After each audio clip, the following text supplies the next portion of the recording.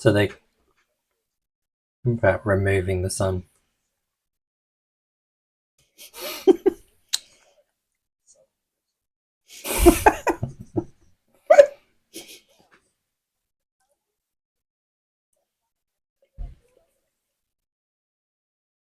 Campaign over.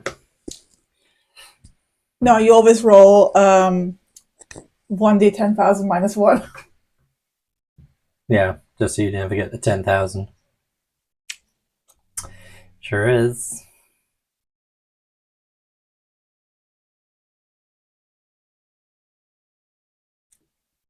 How is everyone? Why? He got Arlecchino. Ah, yeah. It's Genshin Impact related. Yeah. Yeah. Isn't that a chick, though? Explain the father, then.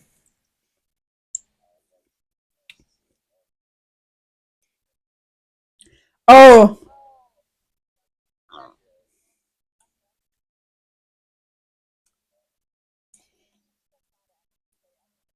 Yeah.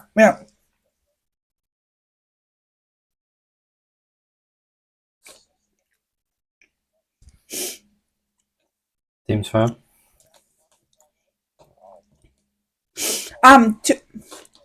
To be fair, any female in any video game ever who refers to herself as mother is not a good thing. Mother.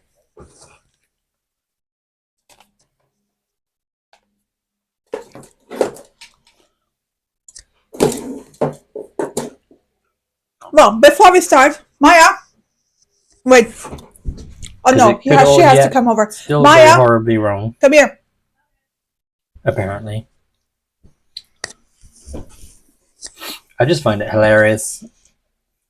I find it hilarious if the white dragon does show up outside and the Solar Knight kills her.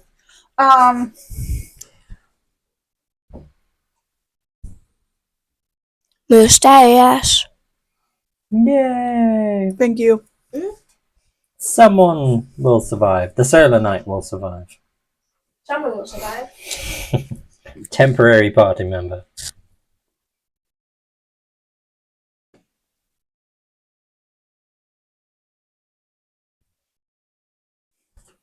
Possibly.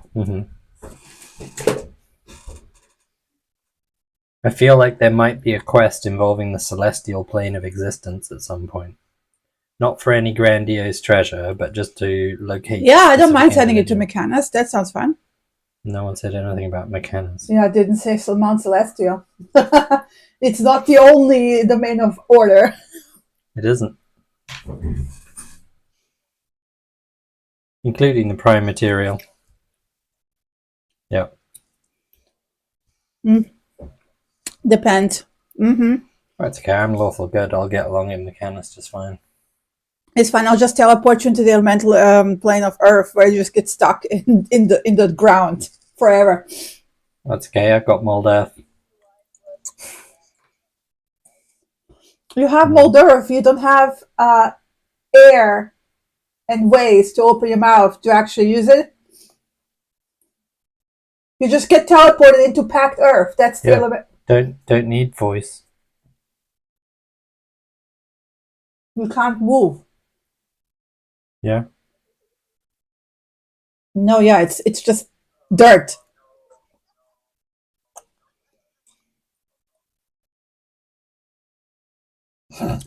It's actually worse. You just get, if you're not ready for the elemental plane of Earth, you just flat out die. You teleport into the ground, basically. Yeah.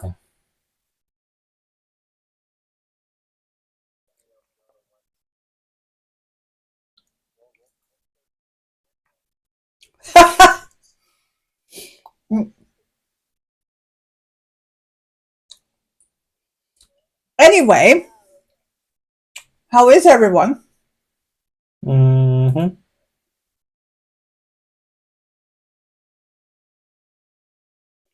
I think we reached the end of winter where we're just tired. I like that. Looking forward to bolognese.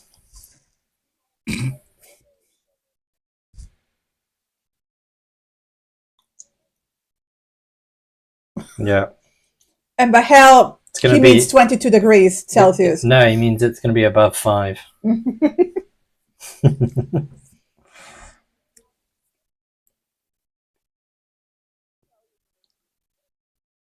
We don't have mosquitoes. Yeah, Scotland does.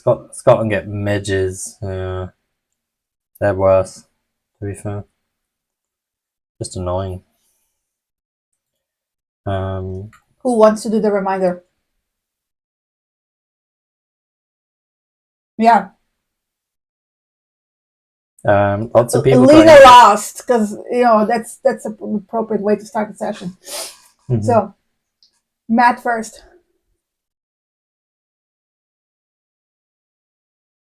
It's got to be the final scene, surely.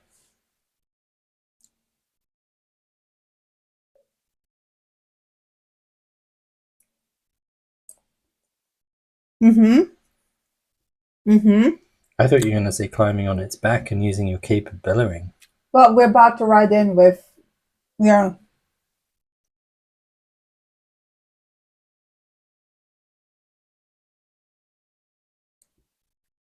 Opportune moment. Yep. Yes. Yeah. Abel is a big fan of the cape of billowing. Well, Abel, what's your impression from last time?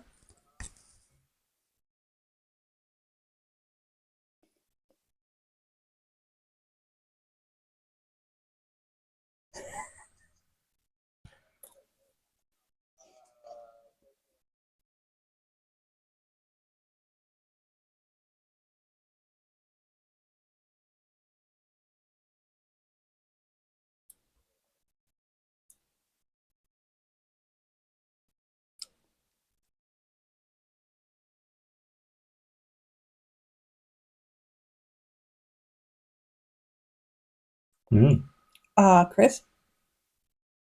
Biggest takeaway is the majority of people got seriously injured, and we are on the ragged edge and need to regroup somewhere we can hold down and just tend wounds and stuff. Make sure diseases, poisons, etc. There's nothing untoward happening.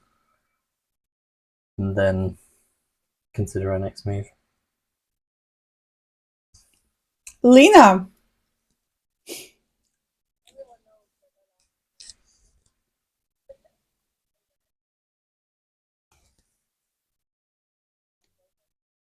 Did you enjoy the picture?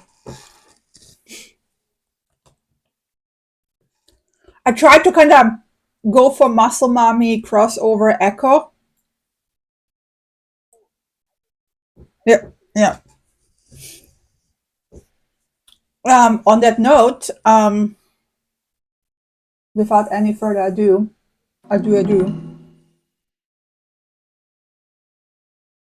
If it loads up, it is.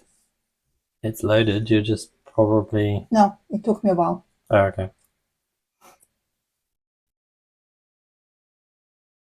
Let me turn on the music. Play. As you are regrouping, you can hear you can feel the tremble of hooves, followed by the pony coming back, quote unquote, the pony. On the back of the unicorn, you find Kit. Matt, actually, I'm gonna leave the description of this glorious entrance to you.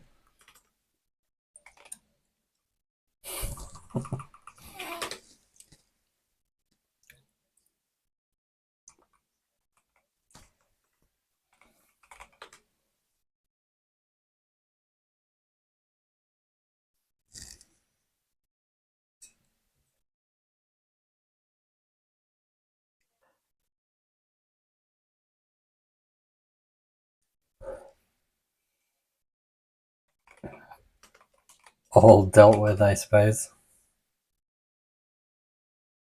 It will descend so you can, yeah.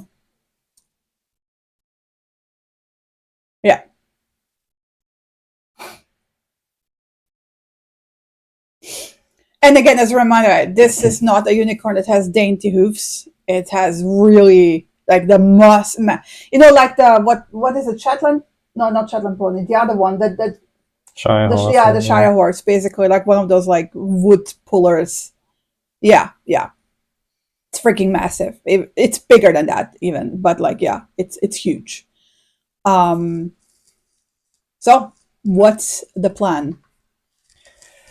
Ilana's kind of in between Nundro, presumably, and Lion. Yeah, he has slid down. He looks pretty beaten up. He looks pretty much the same, Andy, as the doppelganger has conveyed it. I mean, obviously, because the doppelganger just copied what they saw. Mm-hmm. She's going to turn around and kind of get him settled down and then ask him the question from his brothers. We need to ensure you are not a doppelganger, and this is a question you will know an answer to. Because GM forgot, I will just say he will give you the correct answer, because this is all rusty. Yeah. Thank you. And she'll thank him. That confirms that he is who he says he is, because it's only an answer he would know. And basically say to rest, we're going to recuperate here for a short moment and then move to somewhere safe. And we're going to get you out to reunite you with your brothers. And then she's going to turn the corner to look at Lion.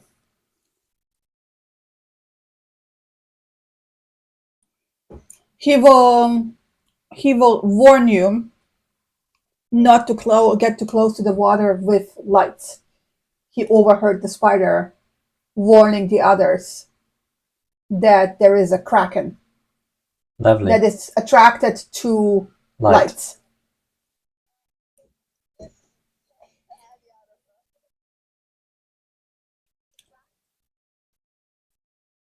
Yeah. That's okay. It's stuck in the water, not coming anywhere near us. You don't look so good. You can sit down as well. Sit.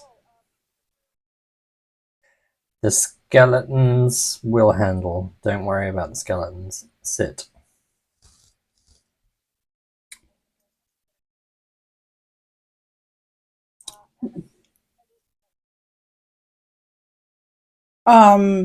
So first of all, we will do a round of unicorn healing. Okay. Alagos is only minorly injured, so he would say no, he's all right. Tend to Lion first. Lion's more badly wounded. Yeah. So who is injured? Kit's lightly injured, Alagos is lightly injured, and Lion is badly injured, and Nundro. Yeah. Yeah. The knight will pick up Nundro and carrying him over to... I'm not going to move the tokens because it takes forever, but basically he will pick up Nundro, carrying him over to the knight. And he will get healed.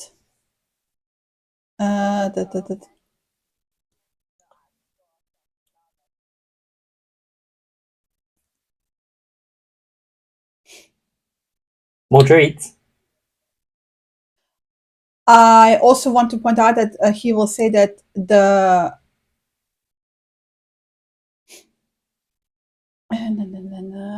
that it can only do it 2 more times.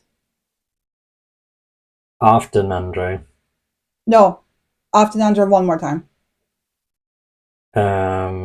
Okay. So, well, let's see how badly wounded Nundro is still after the first one. Did it roll? Did it not roll? It didn't roll the healing. No.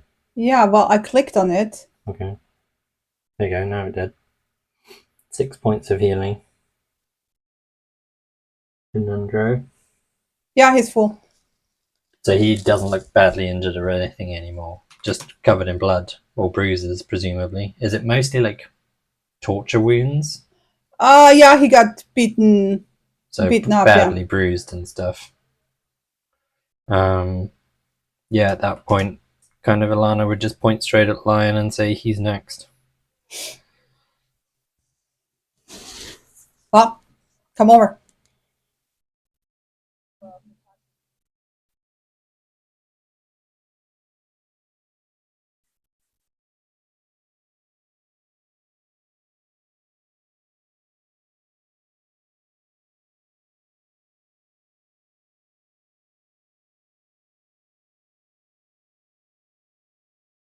Hmm, 10. that's not bad.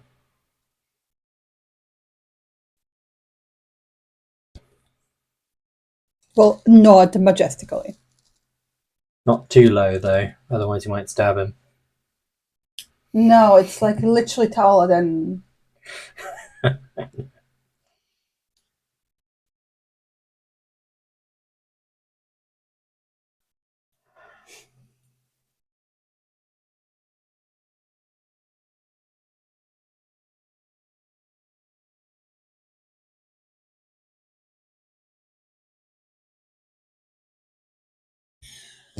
I also want to point out, while the unicorn is around, if a good aligned creature casts a spell or uses a magical effect that causes another good aligned creature to regain hit points, the target regains the maximum number of hit points possible for the spell or effect. Okay. And you all have advantage on stealth checks made to hide while within its vicinity. Interesting. Okay. Yeah, they only see the unicorn, nothing else. Does that include healing potions? I assume not. Only spells. No. Yeah. Spells. Okay. Fair enough. And this is actually within a 1 mile radius, so Cool. Yeah. Good to know. It's a regional effect when the unicorn is around. Damn. There's nobody within a mile of us, so we're in the middle of nowhere. The dragon just cast Cure Light Wounds on himself, and he's like, "Ooh." Yeah. But hey, you don't know. Don't judge just because he's a white dragon. I would say yes. Let's get inside the room. Let's drag the bodies inside the room. And that way we can... No!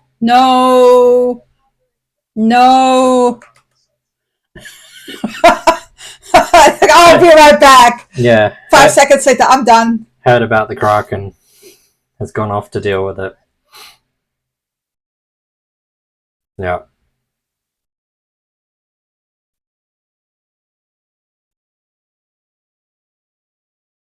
Yeah.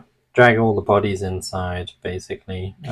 Kit, however, I want to point out, because you're the one who summoned them, the knight and the unicorn are mostly deferring to you. And they will address you. Let me open your list for a second.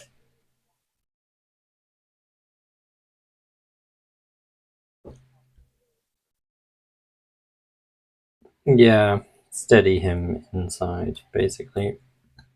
Injured people up against the wall.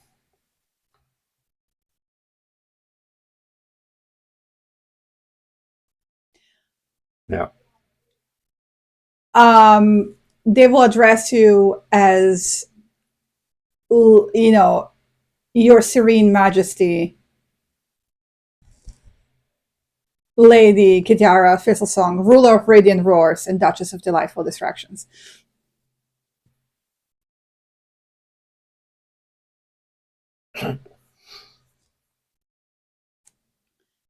Because the thing, you won this at the carnival.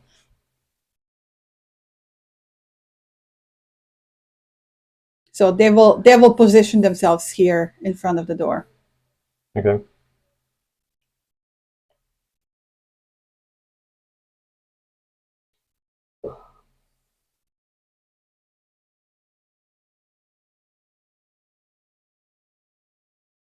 Brains.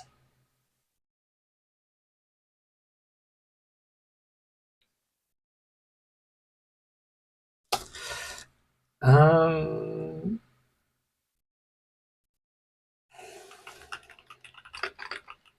Well, first of all, I will drag Nundro in here.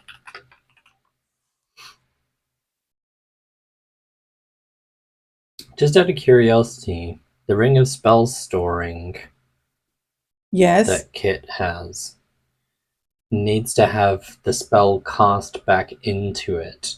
But can that spell come from another magic item capable of casting that spell? I don't know. You have to Google that. It just says it needs to be recharged by having the spell cast into it again. Well, then I will say whatever the source of the casting is, like spell or item, doesn't matter as long as it's cast and not an innate ability. Yeah. Okay. Kit, do you want shield back in your ring? Bring it over. I've only just considered this, but Ilana will attempt, at least anyway, to try it, because it might work, it might not. And she'll try and enchant the ring with shield from her staff. Okay, yeah. Shield. Customize import.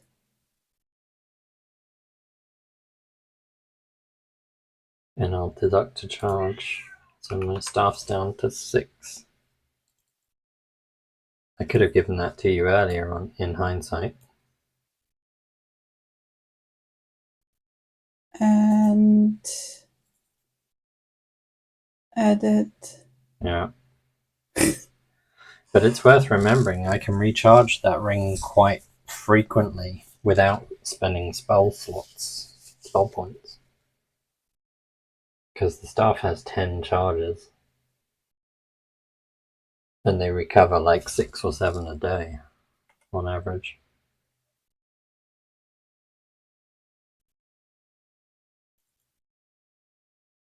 Let me just figure out how I did the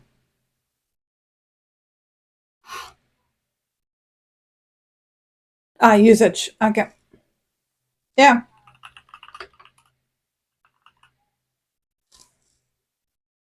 Yeah.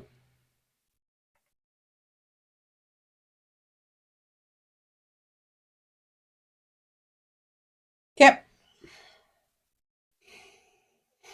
You have 1 usage of shield on your sheet.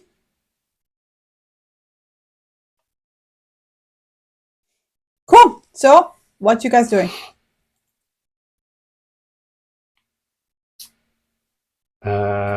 Aside from that, kind of settling down for 10 minutes to cast Detect Magic retroly.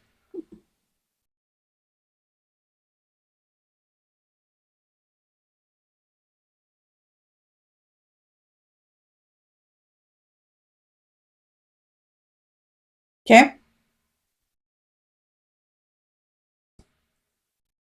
Don't know. Ask Lena. Does your thing proc as disease or poison? Your effect that you have. Yeah.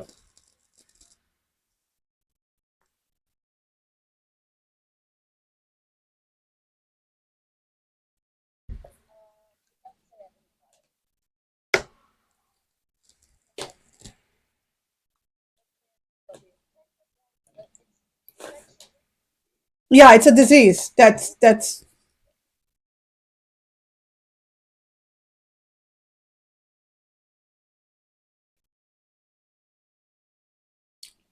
yeah.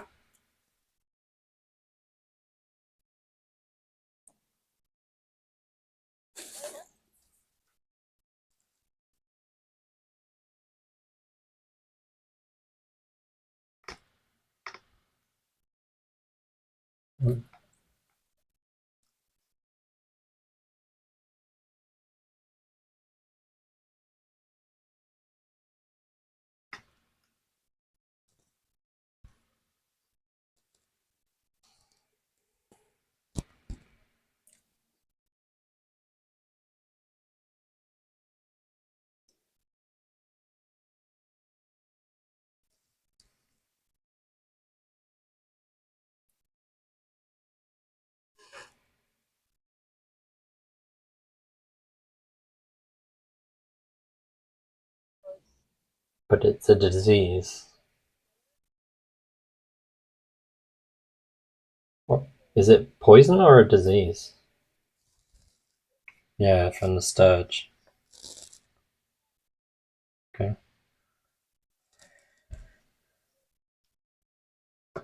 Okay. We can cure that tomorrow or later today once we've had a chance to recuperate.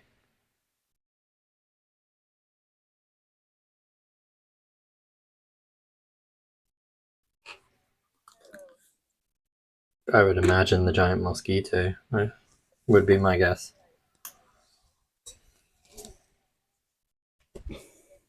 Yeah.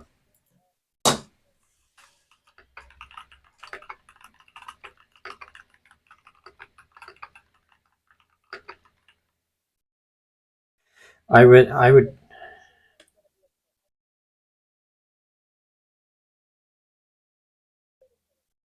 keep it for now. I can rest a little bit later and remove it as well. Just can't do it right now because I'm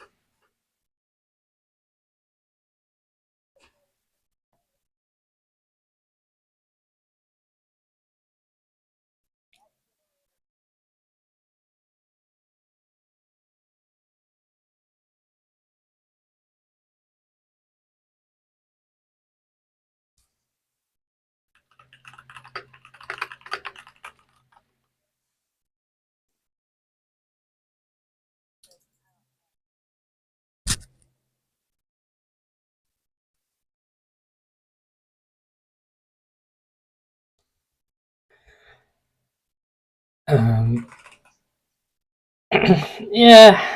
Kit had the right idea in the end, by the looks of it.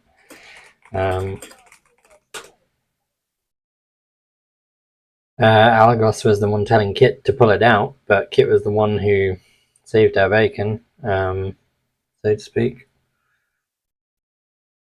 But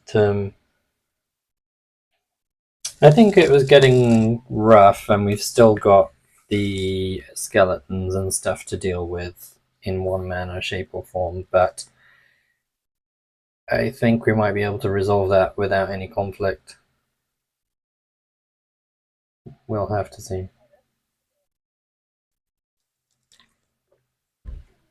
We do, but I think it's still best to try and resolve it without conflict, if we can. Well, something is reanimating dead. And it's got nothing to do with that statue. I think it's got to do with the fact that the green flame skull we found had the wizard symbol of Mormask on it. And he's likely still here. Because I can't imagine that enchantment would last 1,000 years. Might do. Highly unlikely. I think it's recent. And the fact that we've seen skeletons marching up and down, I think it's doing its best to reclaim the ruin again, to some degree. Trying to protect the ruin, more likely, because if you guys don't remember Agatha's song, basically he fell to orcs trying to defend the Forge of Spells, which happens to be this very shiny radiating object in the middle of this room. Mormask, Agatha's beloved, essentially, and she charged us with trying to find him. Or at least charged us with returning to her to give her any information we could about where we might find him. But I think vice versa, he would be interested to know it. Like with a lot of undead, they're not at rest because of reasons. It might be an opportunity to put them both at rest, or reunite them, either or. And yeah, it boils down to whether they're bound to their separate places and can't move. But I have an idea to get around that too. Aside from that, though, Andy, there is a breastplate and a mace over in that pile of stuff in the southeast corner of the room, and Alana will point next to the forge. You're going to want to pick those up, I suspect. They're enchanted.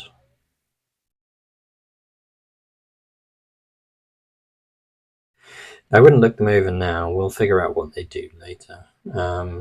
But the kit, you're probably closest to the spider's body. He's got a vial, looks like a potion on him, as well as an enchanted staff. So the mace, the head of the mace is shaped like a sunburst, and it's made of solid brass. And the breastplate is polished. Well, it's dusty, but it's bright and shiny and has a gold dragon motif worked into the design on the chest.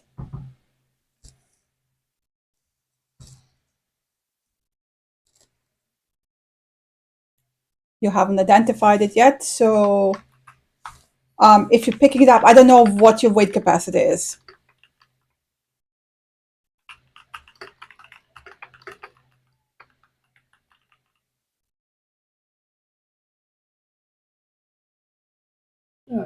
I can carry both of them.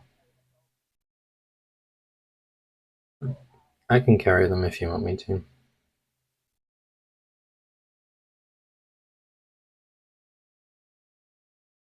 Let me see how much they weigh, but I'm pretty sure that the breastplate is heavy. They weigh nothing.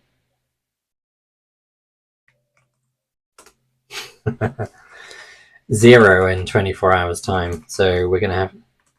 Don't worry about it. We don't. I've got a bag that can hold it.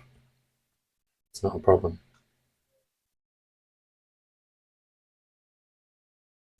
Yeah. So regardless, we can carry it. Not a problem. If need be. Okay. I guess you're adding it to my sheet then. Yeah, give me a second. All good.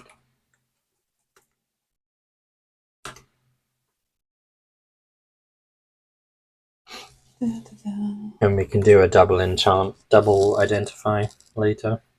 I assume you've still got access to identify, Andy.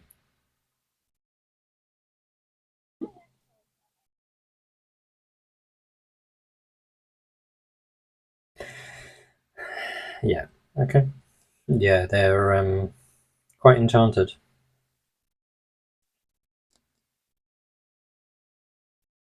Okay, let me just I'm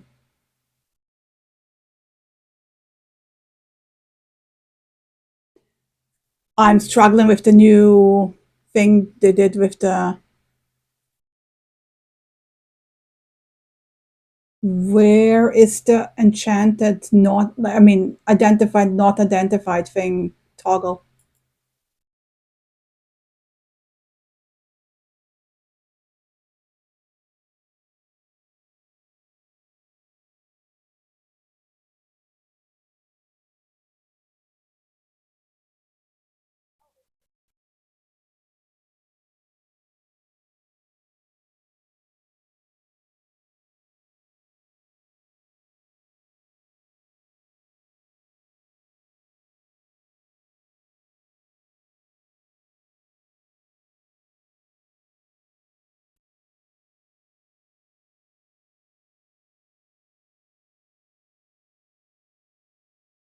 Okay. Yes, because I can't see it. Delete.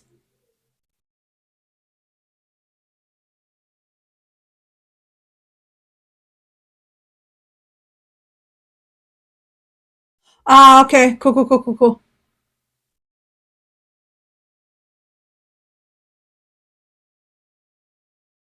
Okay, cool. Now it's unidentified. Mm-hmm. And the other thing is...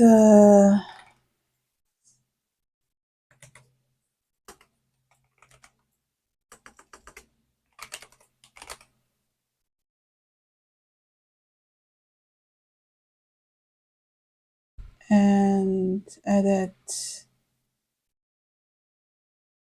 So not intuitive, but okay. There you go. Unidentified maze. Oh, wasn't the maze supposed to go to Lena? Oh, okay. Okay. Moving it over. Okay. And deleting it off of Ilana's. There you go. Is the breastplate supposed to have a weight? What? Breastplate has a weight. If it doesn't have a weight, then look up a breastplate on the 5e.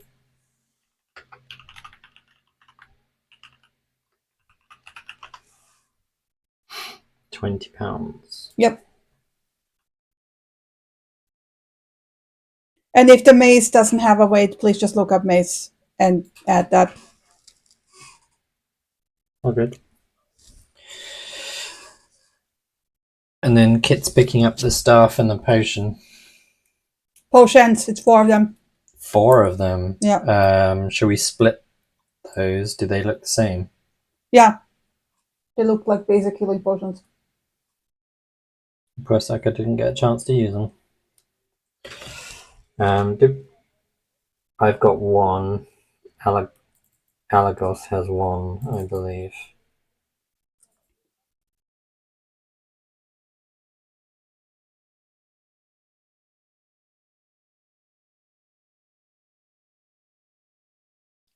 Okay. I think you're fine. One for Alagos. Okay, you guys just increase the number of potions you have by 1. And I'm gonna drag and drop the staff from Kit to... 2. No, sorry, not from Kit, from the spider to Kit. And I'll figure out what that is later. Unidentified. Yeah, you stick it in the forge and then crank it and the sun disappears. Yeah. However, just so you know, there's on top of its of this black adamantine. Adamantine. Well, metal staff. You don't know it's adamantine. Mm. The top is shaped like a spider, and the staff weighs 6 pounds. Chuck it in a bag if you don't want to be carrying a staff around with you the whole time.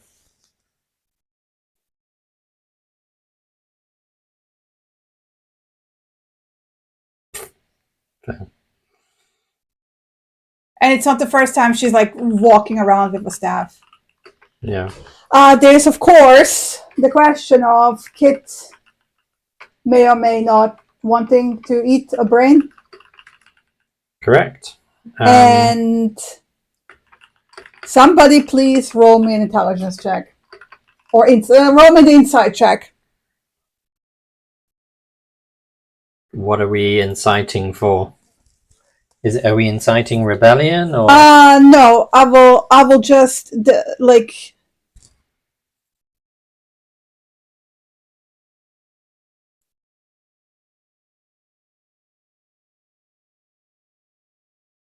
Oh, thank fuck, somebody's reasonable here. You have a solar knight of pure order and justice standing right there outside the door. And Kit is potentially about to do a very necromantic spell in front of them. We might want to close the doors before we do anything dangerous, just pointing that out. The proverbial... Yeah, best not to stay with the doors open.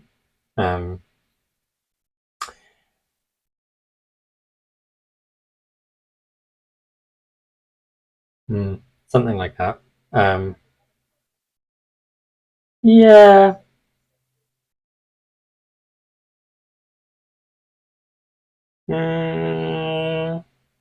Save it for later.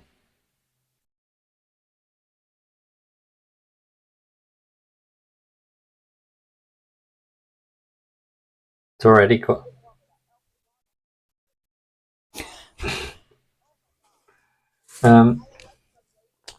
Yeah, a little bit. My suggestion would be my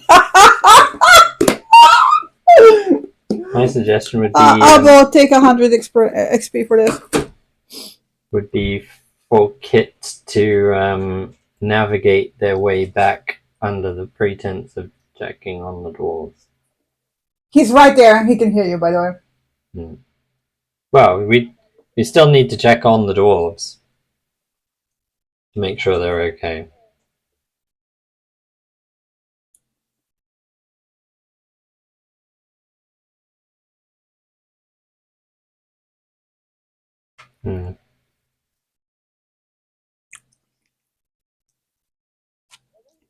You mean the Forge of Spells? Yeah, that's the Forge of Spells. It's a magical flame in the middle of the room. It's, let's put it this way. Once repaired, which is another reason I think we should be talking, not trying to kill everything in this place. Certain individuals may know more about it, given they were here at the time of its operation. You and Argus, please roll me a kind of check. For the forge you itself. can do with advantage because you did detect magic. Yeah, that's like mediocre.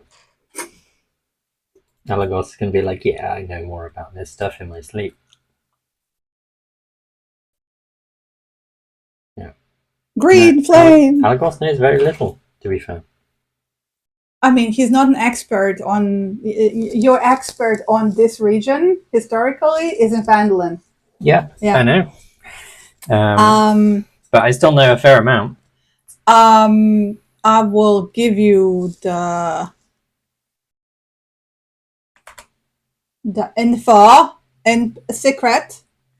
It's effectively a magical laboratory. It's capable of creating... No, it's a magical workshop. Yeah, a magical workshop.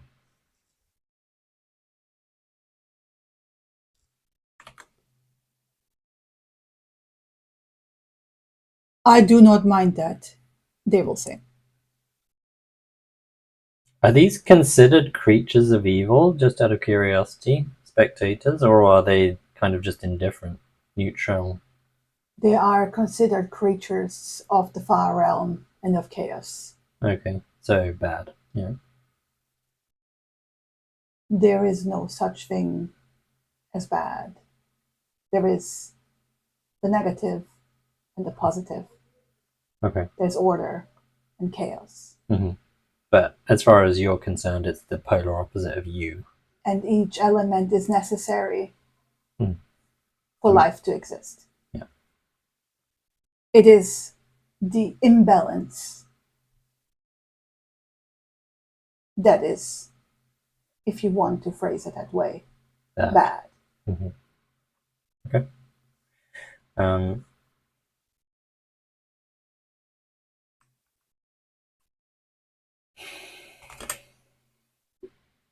Well, she said she didn't mind, so they said they didn't mind.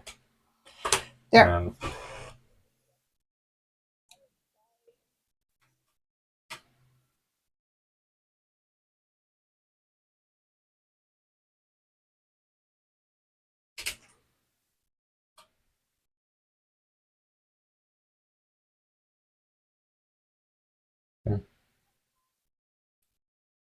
Do I have a rough idea that this brazier is potentially what was used to enchant the skull? given that they are both Potentially, yeah. similar. There's all kinds of items here. It's just that the two of them that you found were enchanted, but like it's not just weapons and armor. Yeah. The brazier needs to remain here. However, do me a history check. The one thing I'm shit at. Sorry, I don't want to conclude for your character, so I'm making a roll. Yeah, I'm not that great at history. Never mind. Yeah. If we ever want to refactor this Forge of Spells back into an operational state. Pardon me. Roll with advantage because you have fucking keen mind. Roll again. Or just roll once more. Yeah, this is shit that you have heard about in the last month. So I always forget you have keen mind. Never mind. This is even worse. Yeah, 12 it is. Whatever. Like I said, moving on. I'm shit at history if it's not something pertinent to what I'm doing right now. Yeah, you could have still rolled high. Yeah, but you rolled shit. But I won't. Moving on. The brazier needs to stay here. If we remove it from this place, it will lose its enchantment forever. So it's obviously on some kind of power line here, presumably. Alagos will nod and say potential ley line. Yeah. Which is why it grants it the power it grants, and it needs to be in this room. Abel, remind me, you did talk to Radoff about druid groves, right? Roll me a... Yeah, roll me a... Oh, what would this be? Like a history with advantage.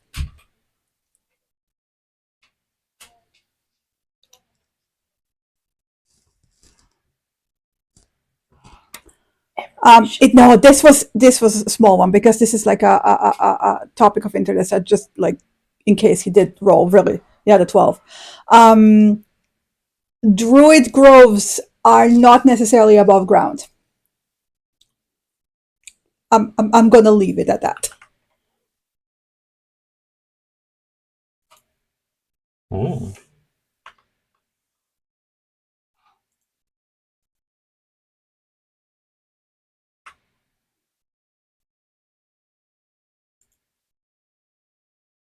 And Dog seems to be very fond of the flame.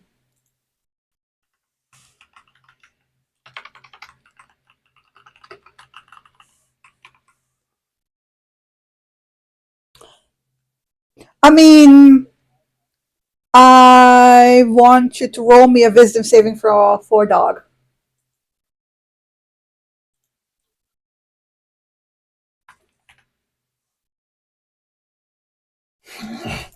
Kaboom. Is this where he destroys the alchemy lab again?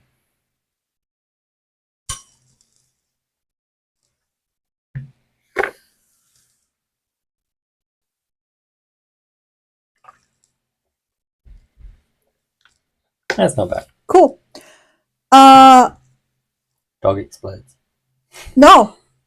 Dog dips into the flame for a minute.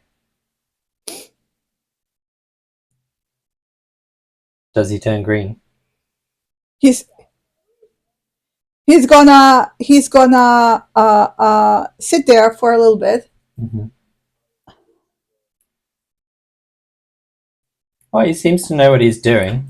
He looks very cozy. You have like two. Is it rejuvenating him? Is it healing him? Is he you don't know. I'm asking. But him. He looks very, very happy. Dog was more than happy to talk before. Start talking, Dog.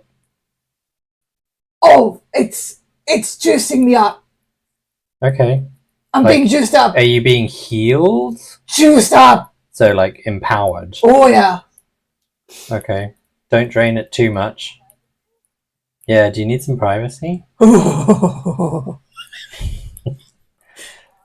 Mountain Dew. He's not gonna grow bigger, but his flame will turn green after a minute. And for the next I will say roll me 2d6. I will. Because he only sticks around for an hour. Oh yeah, he only sticks around for... Never mind. For the remaining duration of his existence on this summon...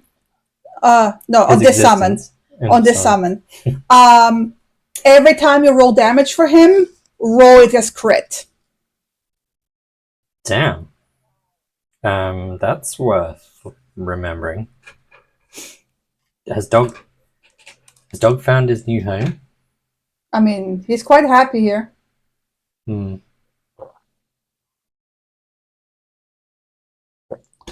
Yeah. Like, it is buddy, for now. you should make a grove here, buddy. This is so good. There are ways to close the gap.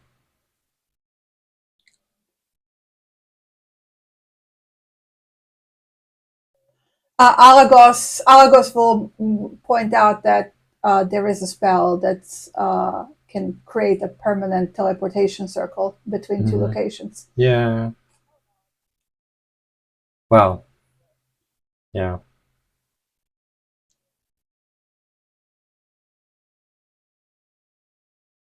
It would enable us to move here quickly and have something like the teleportation circle in the tower or in the manor, maybe both, to get here.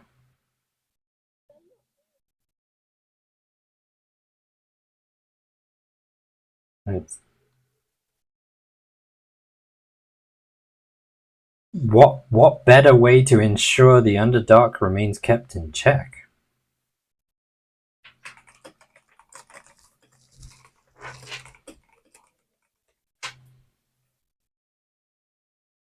A safe haven.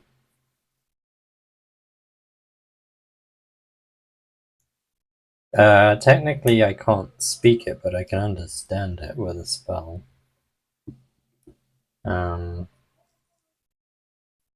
Either way, you have bigger issues at the moment. I want to point it out.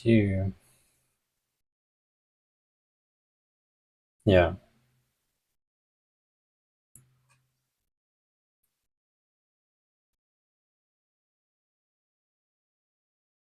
Highly likely, yeah. I mean, Forge of Spells was capable of legendary feats. So, before it got attacked and ruined. You will hear a voice from outside the door saying, "The Forge of Spells used to be very powerful. It is but a quarter of its original power now." But could be restored? I do not know that. Okay. Yes. Yeah. Even they've heard of it. He's the one outside the door, yes. Yeah. Yeah. Yo, fuckers! Yeah. Standing next to the Solar Knight. The Solar Knight just glances to her left and goes like, oh yeah, oh, wait, you're undead. I should be killing you.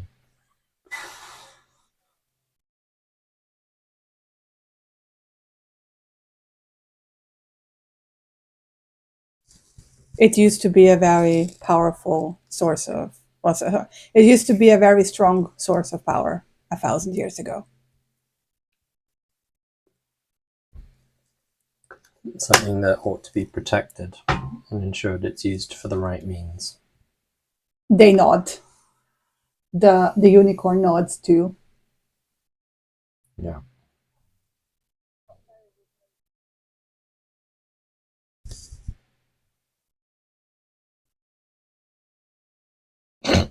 He will pause, like they will pause, as like, as servants of the order, we do not have names.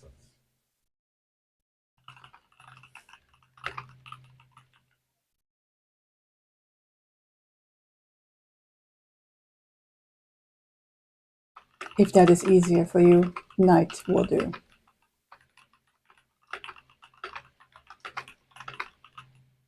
They nod. They're not showing any emotions on the face, by the way, whatsoever. As long as it's consensual. We should, and I'm happy to lead for this last part, Perhaps, Knight, you should remain guarding our rear. They will look into, so basically turn their head towards there. Mm-hmm. And kind of, this is like the first time you can see them having any facial movements in the sense besides talking, where they like squint their eyes, but their eyes like glow a bit brighter for a moment. True sighting. You don't know. Insight check. You can't inside check this. Perception check it? I mean, you can inside check, but it's not going to tell you what ability they're using. No, of course not. Yeah, you can inside check. But she's clearly seeing, she's doing something and seeing something. I mean, you don't even have to roll it. They are evaluating something. Mm-hmm. And then they will say, there is a very tortured soul in the other chamber. Yeah. Full of anger and anguish. Mm-hmm. Bound to this place with unfinished business for a very long time. That's part of the reason we're here as well, to help it finish its business, and I think we know how to. So, like I said, I'm happy to lead. Do we want to escort Nundro to the dwarves?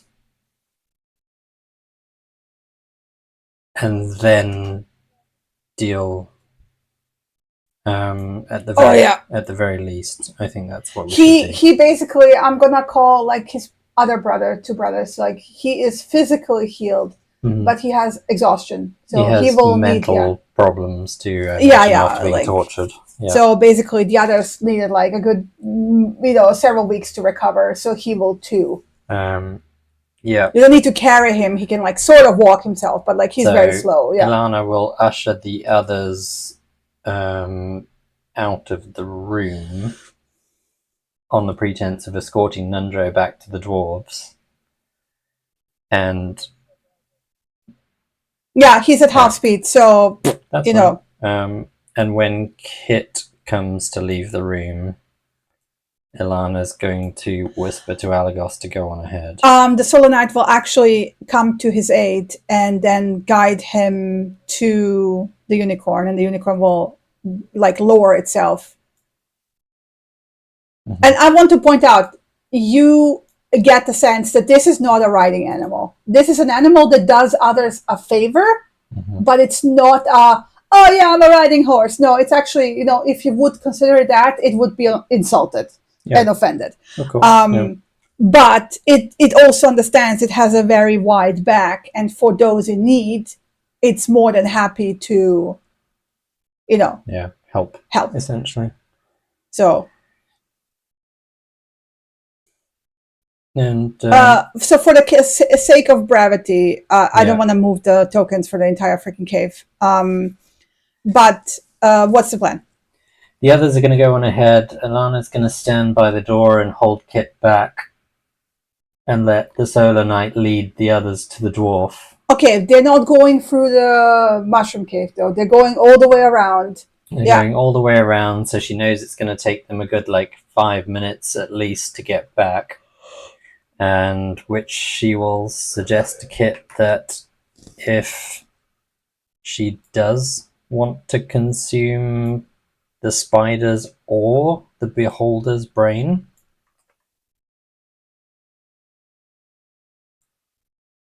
there are two choices, and you only get one. But the beholder may know more. The beholder may not. The spider may be more of an interest to you, given subterfuge, organizational information they may know, all that kind of stuff. My guess would be the beholder will probably know more about this place, which we might get from Mormask anyway, and the spider will know more about what contacts and information they have, who they worked for, if anyone. Okay.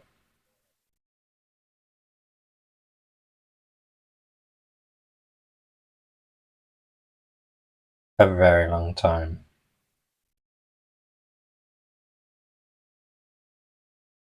Yeah. Then yeah, you might not get a lot.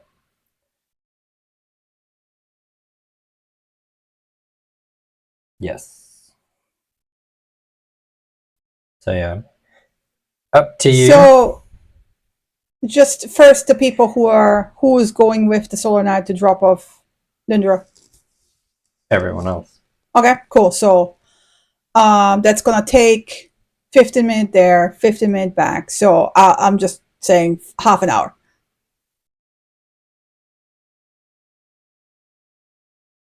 She can't. She would have been like, you guys go on ahead, we'll tidy up, and just double check everything. We'll be fine. The skeletons won't attack us in here. No. If push comes to shove, Kit can disappear and so can I. So less people the better, and I can write to you if necessary. If we get holed up in here, we're going to close the doors to make sure nothing catches us unawares. We will. You two. Look after Lion and Alagos. They've both been badly injured. Yeah. And yeah, we'll be fine.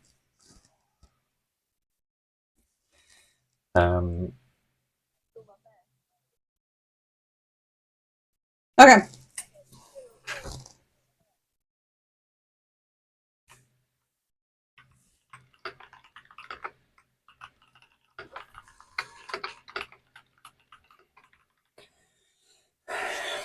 Sure.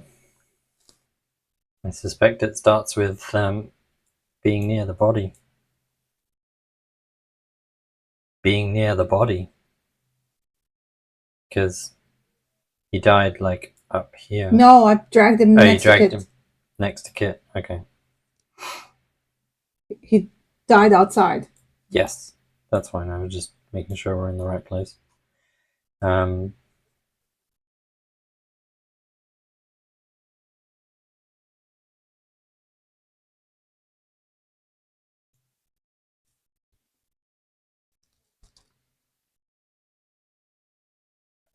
No, he doesn't look.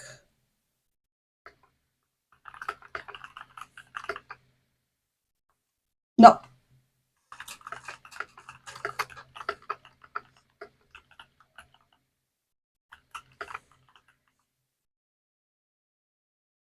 Yeah. You guys are not there. So, you cast a spell from the ring. Mind you are still let's say initiate when it comes to magic. So it's not like you are familiar or like in the sense of like how Elana would be familiar of the mechanics of casting a spell. You're just like activating the ring, which you have done before. So you kind of repeat that. And it's almost like the magic takes control of your body for a second.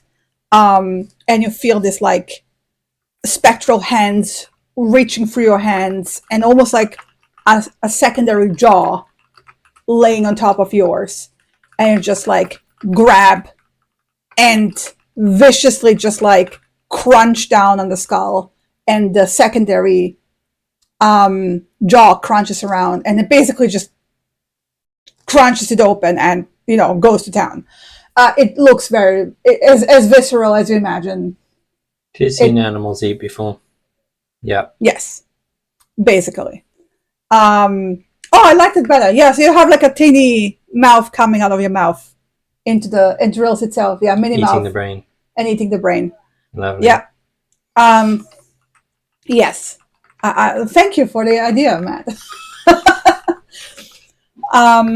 So for the next hour, you can attempt to recall any important fact known to the creature. Family history, recent events, building layouts, passwords, details, like blah, blah. Read it. It's in the description, yeah.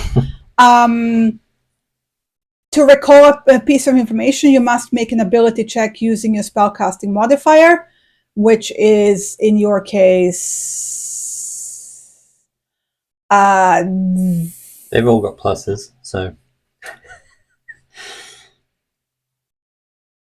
As a monk, I would probably say like wisdom. It's wisdom, yeah, plus proficiency. So yeah. I think it's +3. 3 plus yeah, it's 5 plus 5. So it's plus 5. 6. What? Proficiency is +3. Oh yeah, sorry, plus 6. Yeah, is it +3? Oh yeah, you plus 3 wisdom, I believe. You've got 16 wisdom, don't you?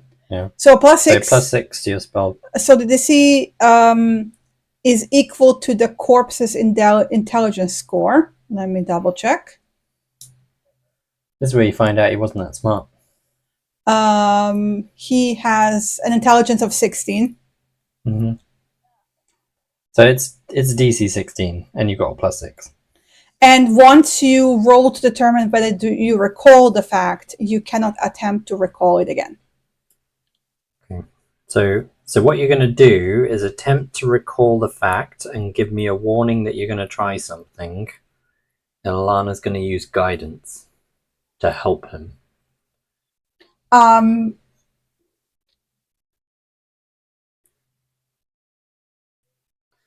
You would also realize the easiest to jog a memory is flat out ask somebody. Ask questions. And that also gives you the control when to cast guidance. Yeah. So she's going to be doing kind of guidance and then asking you a question for you to answer effectively. And that it's basically going to be a series of 20 questions.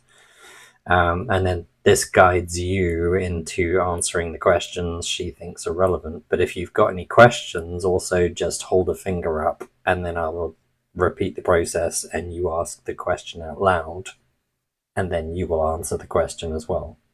Right? So, yeah, essentially. So you'll get a D4 bonus on your roll as well because of guidance. So the first and probably most important question is, what do you know about the Forge of Spells? And then roll the DC.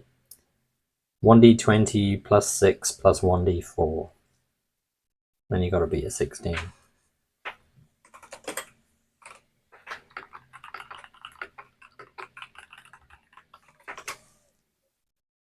Yeah. Yeah, just plus 1d4. Oi! Hey. So that's a no.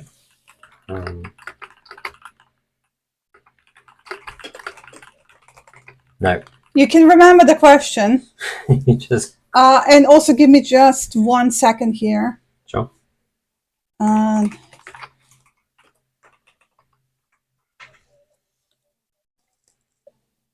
Well, no, the DC's a 16. We rolled an 8. That might give you limited info based on the fact that you didn't get anywhere near the DC. But it's like any DC check. If the DC's a 15 and you roll a 10, you might get a little bit of info. Okay, so endless. It goes an hour. Endless. It lasts an hour, effectively. But you can only recall each memory once. So any information about the Forge of Spells is gone. Ilana is sitting there basically with her emerald quill and parchment. So any answers Kit does give, she's writing down. Right? So I don't know if I assume Kit doesn't recall anything about the Forge of Spells. Not what beyond... Kit is going there like... I mean, I still remember all the stuff that you guys told me about the Forge of Spells so far. Yeah. I don't feel any different. Nothing pertinent. Okay. Do you belong to any organizations?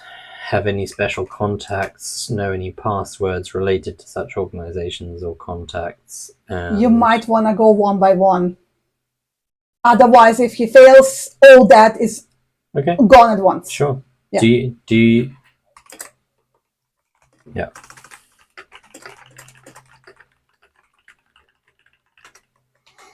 24. So you do get a very clear, because this is not a like yes or no or like us that So you get a series of he escaped the Underdark and originally actually joined your guild, Matt. Are you voicing this or not? What's the guild called? The guild. It's in the... Here, wait. No. The Bragandare, Dave. Oh, Bragandare. I never know how to freaking pronounce it. Yeah, okay. Run by Jarlax. Well, you don't know that. I do, my character does. Yes. Yes. However, he was unhappy with his influence and power within the organization because it actually requires effort to rise through the ranks. And also his personal credo kind of clashed with it because they are very much against tyrants at the moment, and he pretty much wants to be in power. Yeah. And coincidentally, this is about the time where a certain person offered him a deal to work for them. The certain person being a certain red wizard that you guys exploded. So he's revealing that he offered him a deal to work for the Red Wizards of Thay. Thay, yes.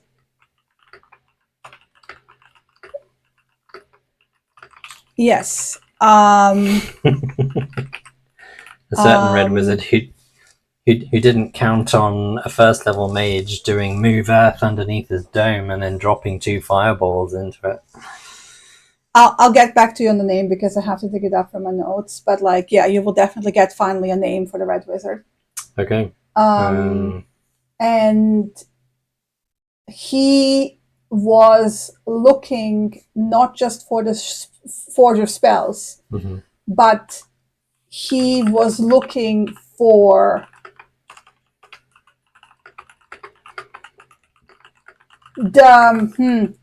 the last known location of the obelisk, of the black obelisk.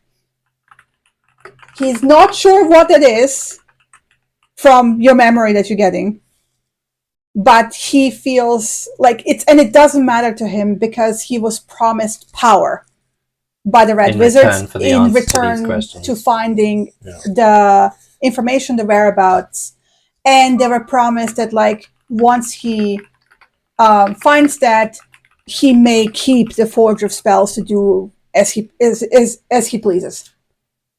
Okay.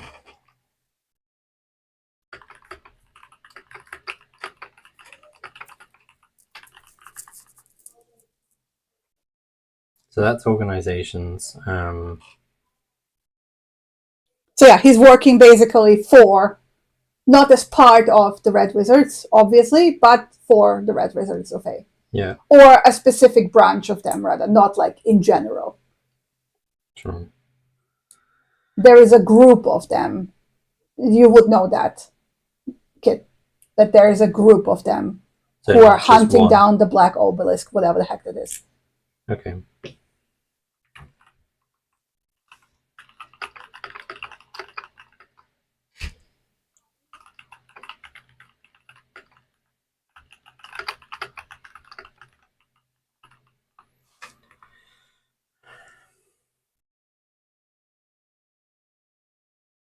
Passwords, passphrases,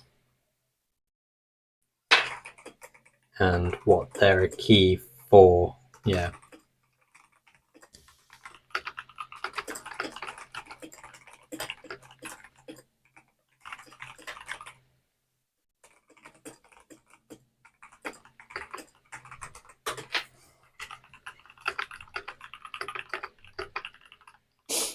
Give me a second. Mm-hmm.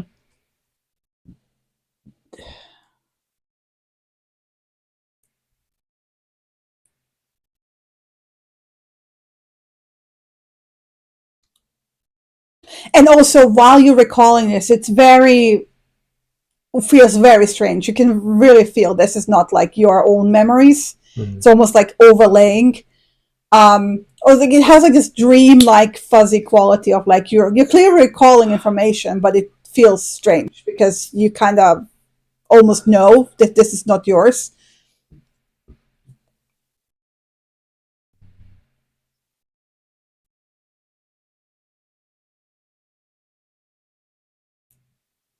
Not in that way. Mm-hmm. Not quite the same.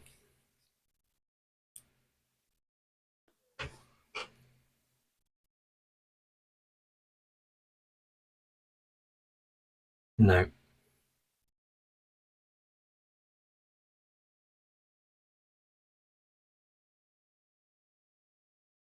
No, wait. I'm giving you the phrases and password. keywords. He's giving you those and where to use them. You get two things. You get basically the calling phrase that they were using to identify each other when they were talking to each other to make sure that, like, because again, Red Fae and wizards are very paranoid.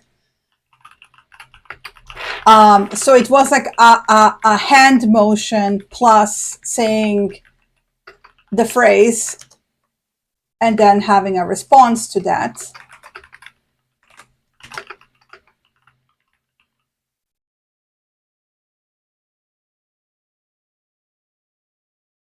Well, like you basically, there's like a complex hand motion that you as a Thieves Guild, thieves can easily remember. And then touching a certain sigil that was like, basically he enchanted the staff of the spider with a Phaean sigil that he can touch and use the phrase and basically activate sending once a day. Locked to that wizard though, or just ascending to go anywhere? He doesn't know because the last one he was talking to was that one wizard. Okay.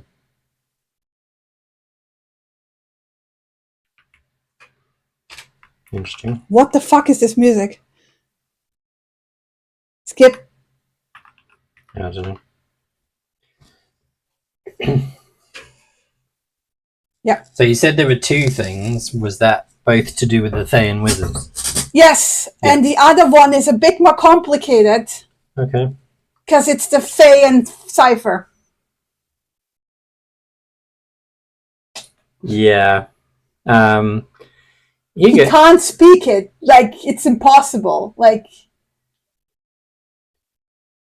can't you do minor illusion? No, Kid can't. Wait, or maybe. Minor illusion it, please. Just produce what you can see in front of you and I will write it down. Oh, yeah, you can do this, no problem. Like, just minor illusion, it will just project on the wall, basically. Ilana just writes it all down. This is gonna take you guys a while. Oh, yeah, no, we know. But they're at least 30 minutes there and back. Yeah, plus talking, plus checking, plus writing, yeah. So I would say by the time the people return, you're just about writing down the final bits of the no, Ilana's going to be, we need more time to Andy. Okay, yeah. Fair. Andy, you get a message that they need more time. Just when you're arriving at the door. Stall.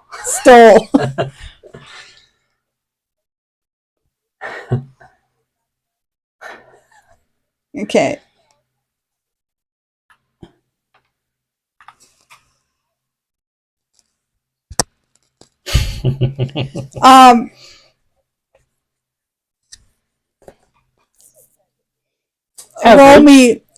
Roll me a charisma, so please, a persuasion check.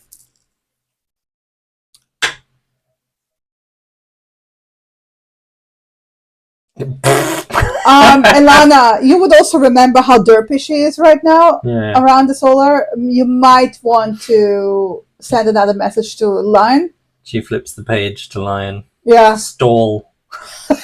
And then Ryan goes like, oh, okay, I see what's happening.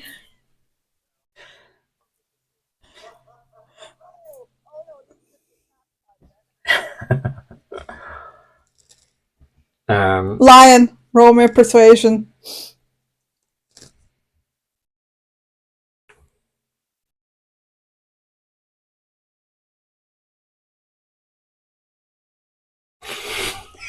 So the two of you, please describe how you guys, you don't have to speak it, but like vaguely give me a description of how you're stalling.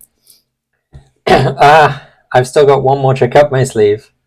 Wait. Because she knows those two might be able to hold the rest of them off, but she doesn't fully trust their capabilities. So you flip the page to Alagos? No, so she flips the page to the scrolls she's got that Lion gave her, and she writes, "Stall them, please."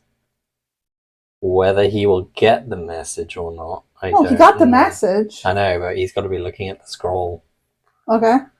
Yeah. So, I don't. Alagos. Okay. It doesn't. I don't know. I never got the full description of them, other than they were scrolls that can send messages between the scrolls. Yeah.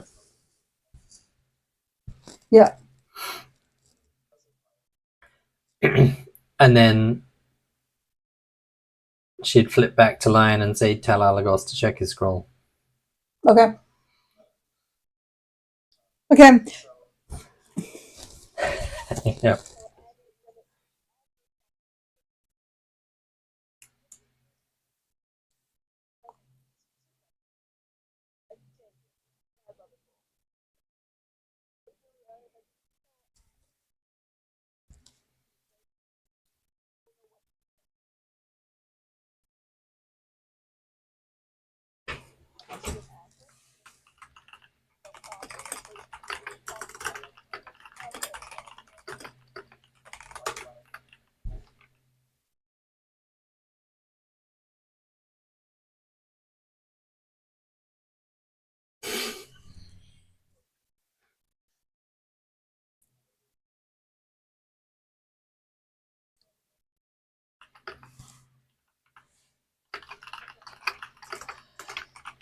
So the first part of the conversation is basically the Solar Knight talking about the Solar Knights and the Solar Bastion. I will send you information on that. And then Caves, what?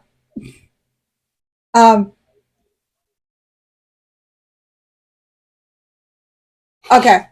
I mean, the Solar Bastion alone is a lot to talk about.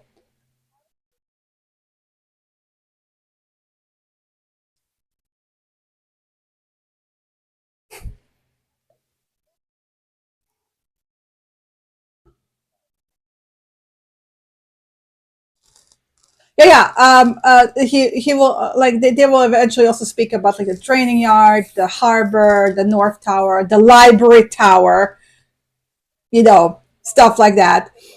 So I will give you.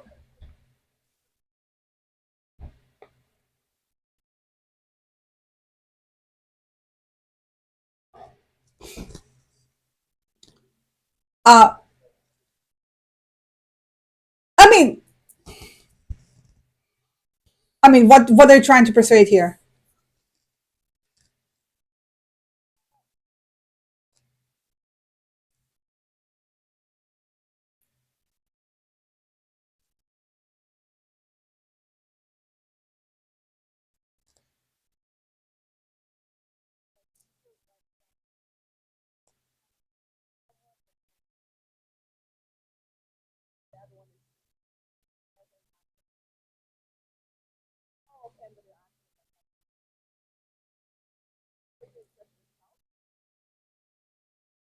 No, but like they're not. Yeah, they will tell you more. Hence, why you don't need to roll anything. Like they will ask, like they will just answer questions and stuff like that. But like, not like swooning over her, right? It's more like, oh yeah, where are you from? Oh, the Solar Bastion. The Solar Bastion. Huh? Tell me more. And then like that opened up a whole series of like the landmarks, the Dome of the Sun, the Towers of the Day, all that. The Spelljammer Harbor. There's like a lot of stuff about the Solar Bastion that they can talk about for quite a while.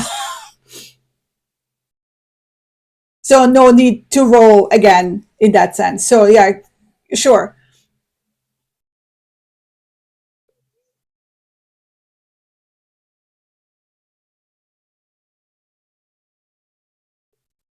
Did you tell Alagos to check his scroll?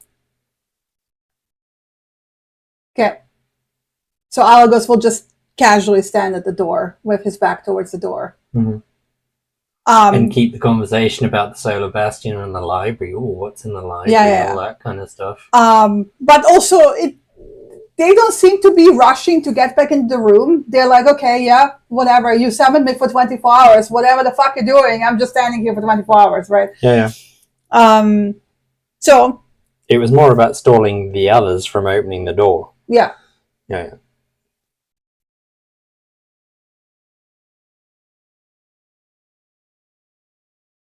Well, yeah, comedic effect.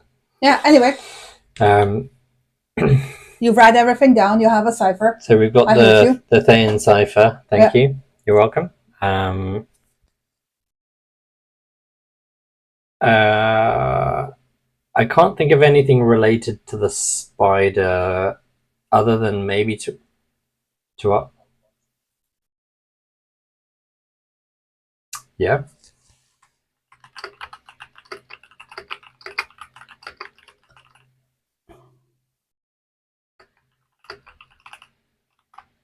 $21.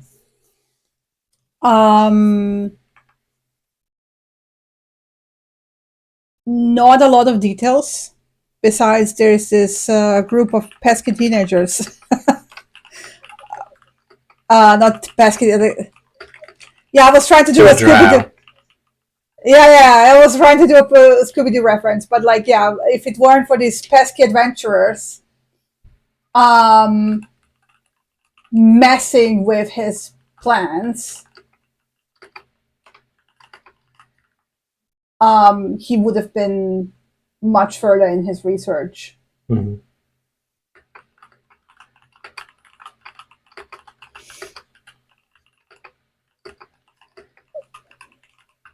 Yeah, because he still doesn't know anything about the whereabouts of the obelisk, by the way. Yeah. Which seems to have been his main focus.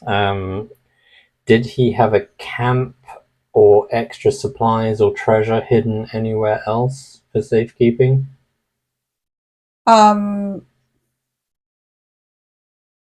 presumably he's in here on his own. Oh, failed. Poof, gone. Mind you, all the other memories are gone as well that you recalled. Once they are communicated. Yeah.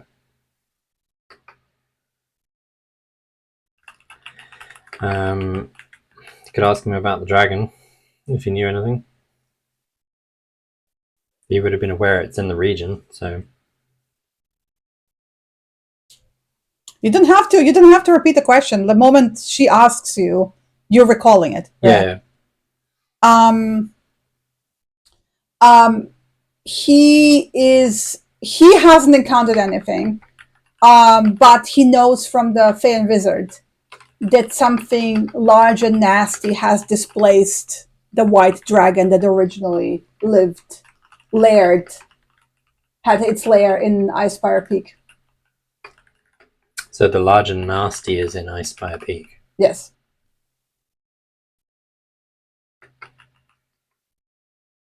Something bigger than... And he referred to it as an ice dragon. A young white dragon. Young white dragon.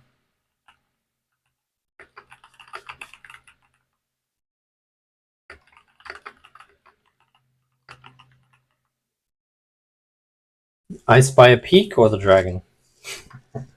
Yes.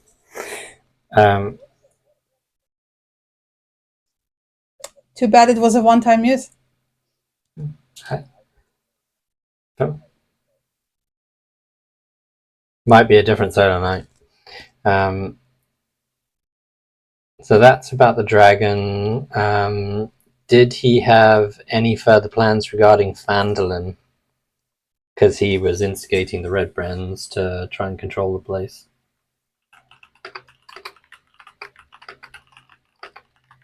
Oh, you still got a 16 though. Yeah. Hey. The plan was just to keep Phandelver as a base of operations. He was told to do that by the Fey and Wizard.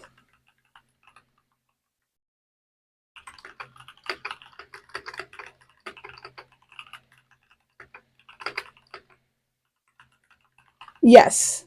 But, no, well, he knows that there's a group of them, but he has specifically talked only to this one. Yeah. So there's more than one involved whose disappearance will probably alert the others eventually. Probably sooner rather than later when they try and send him a message and he doesn't respond. I would also say that, Kit, you would remember that he was terrified of those people. Like, yeah. Terrified of the Fey and Wizards. Yeah. Yeah.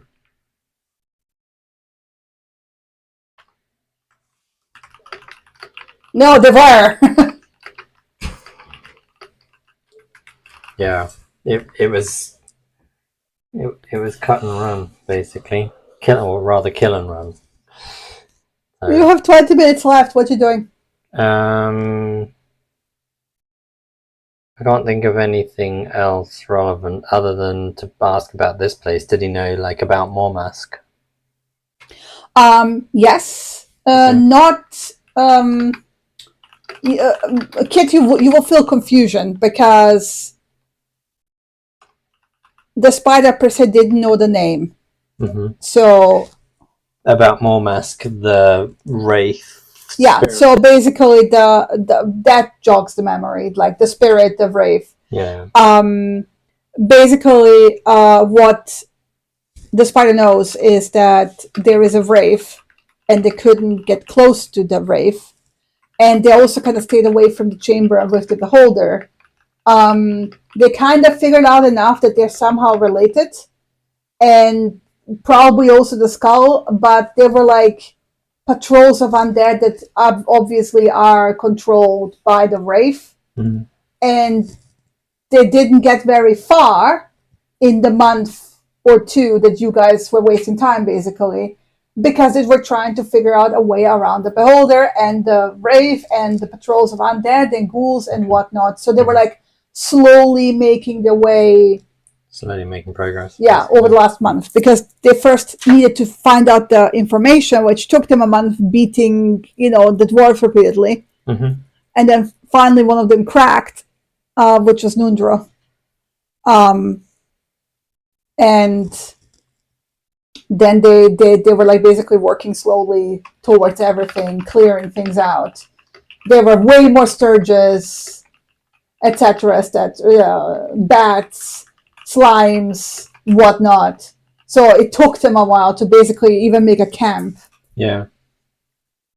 But yeah, basically, if you guys wouldn't have rushed them, they would have just taken the time slowly figuring out how to deal with the wraith and Mormask. Mm-hmm. That they didn't know by name.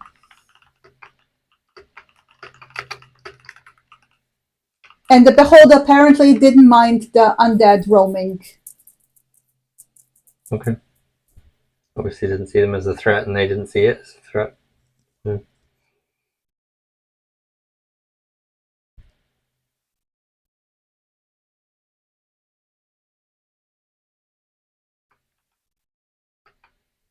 Everything he owns, he's carrying on him. I mean, he had a base of operations here, and before that it was the castle that you raided. Yeah. But he does have a stash on him, so I will give you that once you are done questioning things.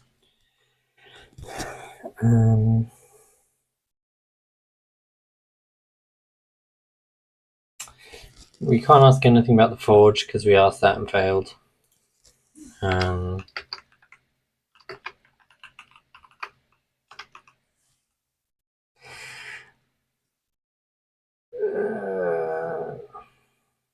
The same wizard. The problem is that what do you know about the forge of spells includes information about where he got it from. So we can't. That went bye-bye. Yep.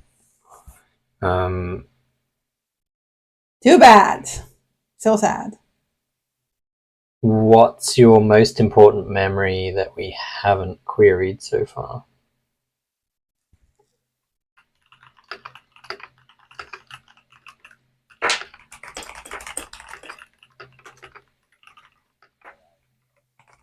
Yeah. I figured that was a luck. It's alright, he failed miserably. Okay, he rolled never on mind. that one. That's gone.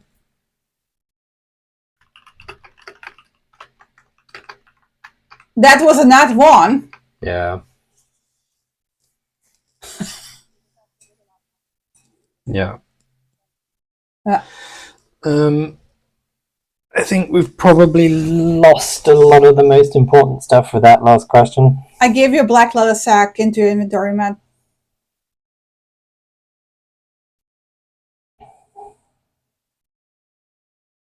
I can't think of anything else off the top of my head. Can Ilana think of anything else in an intelligence check, potentially? Yeah, Lena's not there. Lion's not there. Also, I forgot, he also has an iron key on him, so I gave you that.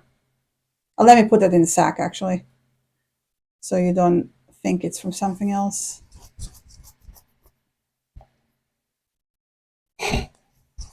It's like a master key for all the doors.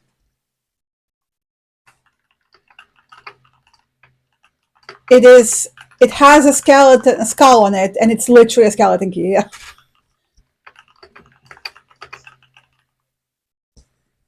But it only works here. Here, in the Wavacco Cave.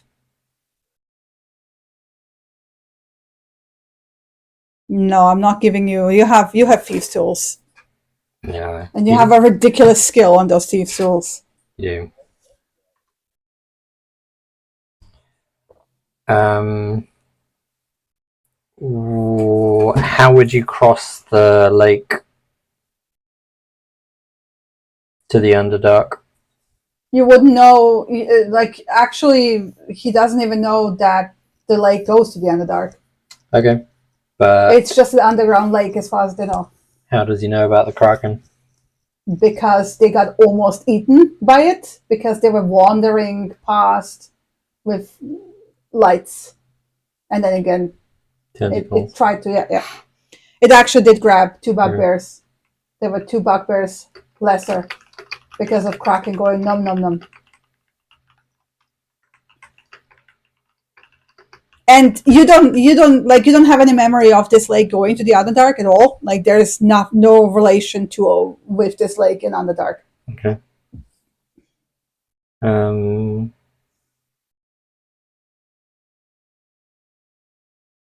Can't think of anything else that could be relevant.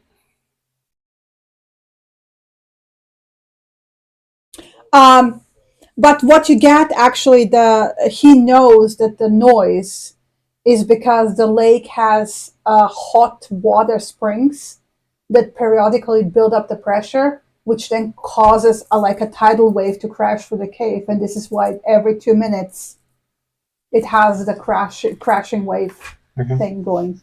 Does Kit need to roll for those? No, this was just like what was connected. I'm just going what would naturally be in one's mind when thinking of the lake. Okay. Yeah. Sure.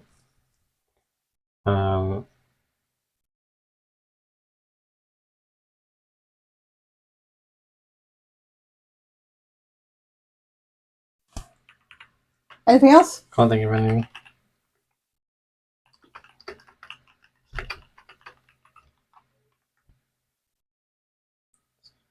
the lake. But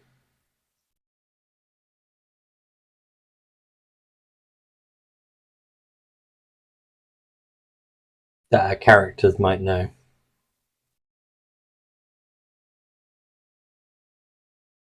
But Shinny not answering. I don't know. Yeah, I was asking. You pretty much ask everything that could be relevant. Yes. Does he know anything about the carnival? Witchlight Carnival? He knows that it occurs in the woods. Oh, sorry, Matt. Roll. I shouldn't have answered.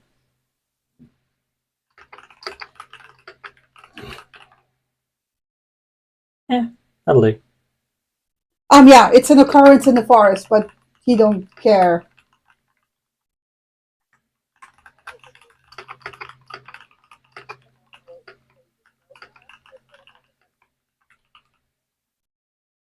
No. It's Temple to Demethoin, the god of the dead.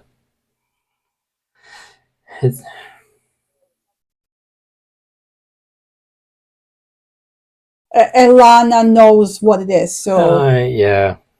The gems trigger clearly a trap because the bugbear was trying to bury us. Basically. That's why he what kept would you ask? taunting us to come into the room. I don't know if she would think to ask anything because she already knows everything she thinks she needs to know about the temple. Okay. You don't know what trap exactly it is. No, she doesn't. I think the only thing that would kind of trigger for her is, are there any secret or hidden areas to this Wave Echo Cave we haven't yet discovered? Well, and that would trigger it thinking about all the hidden places it knows of. Roll.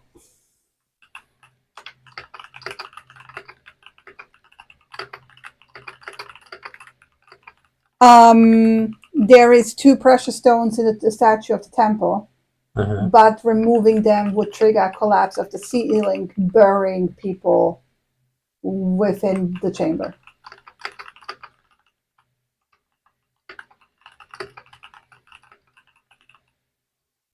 Yeah, I figured it was... He was goading us to enter the chamber for a reason. He wanted to bury us in it, basically.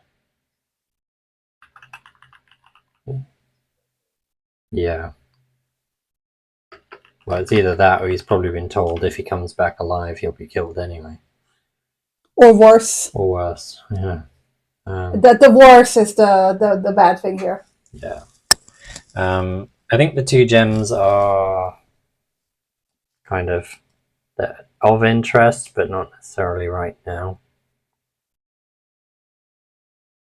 So could Alagos and I, with Mage Hand, without being in the room.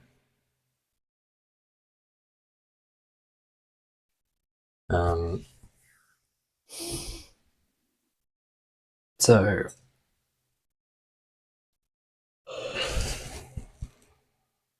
I'm Gucci.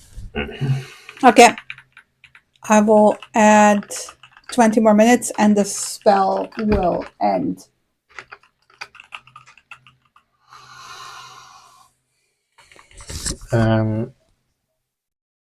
Yeah. Green dog is gone.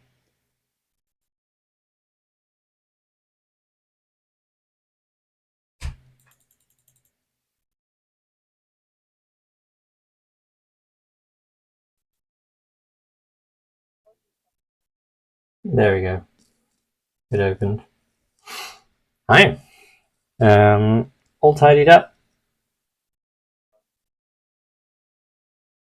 Yeah. We discovered some interesting information, so we just had to write it all down. That's all. But we're good to go. Are you survival checking the spectator? Where's Alagos gone? Ah, there he is. Anyway. Oh, yes. Okay. Do I know?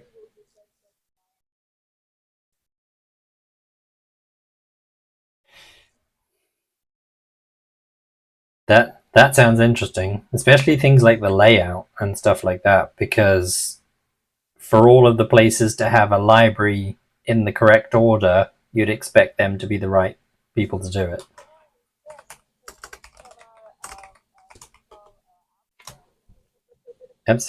Absolutely. Yep.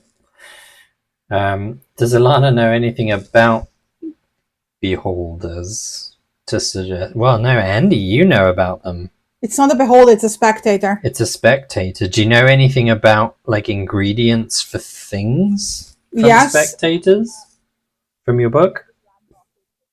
Yeah, it's the eye, it's the hide, and it's the tongue. Oh, interesting. So those things, Kit, the eye, the hide, and the tongue. Presumably not the eye stalks. Eyes. The main eye you're talking about. No, the large Yeah, the spectator eye, main the main eye, yeah. Sorry, no, the eye stalk eyes. Oh, the eye stalk eyes. Okay. The eye stalk eyes. Those should be fairly easy. And let me just double check the other source book I have. Documents, D&D.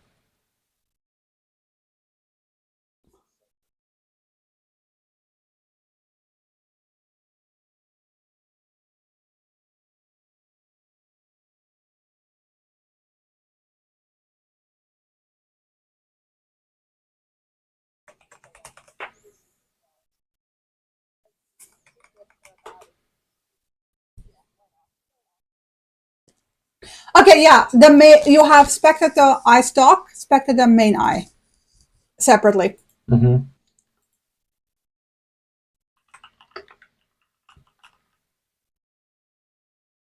Okay, yeah. Well, the highest you need is a DC 20, so you're fine. So you get 4 eye stalks.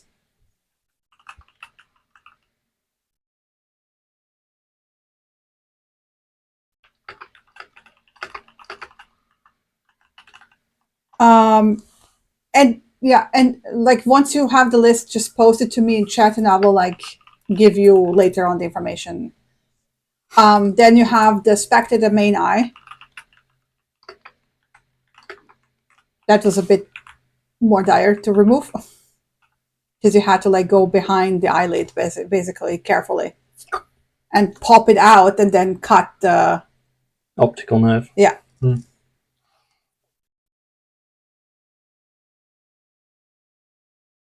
Yeah. You wouldn't be able to. It would have to go for this. Oh, does it have a skull? I guess it has a skull. Yeah. Should probably go through the roof of the mouth to yeah, the but eye. it's bone, right? Yeah. Yeah. Yeah. Yeah. I was like, here's Abo again with his like freaky knowledge. Yeah. Spectator main eye. The tongue is very easy because it's a very long. Mm-hmm. And are you gonna try to skin it? Skin it. I assume yes. Oh yeah. So you get also 1 specter to hide. Because that can be factored into a shield of spell reflection. It's fucking disgusting. It is. I know. Because you get one of those in Baldur's Gate 2, and you take it into a hive nest of spectators and beholders, and they end up killing themselves on it. Because they keep trying to... You basically get the spell reflect ability that it had, but as a shield. It's fucking disgusting. Yeah. Well, if we get the Forge of Spells up and running... Yeah, if we get the Forge of Spells up and running, we probably can. Yeah. Anyway. Yuck. Yuck. But also fascinating. Yeah. Cool. You do that. And just send me the list in chat with me, Matt, and I will give you more info. The That's list the of 4 items. items you just got. I've got the list if you didn't write them down.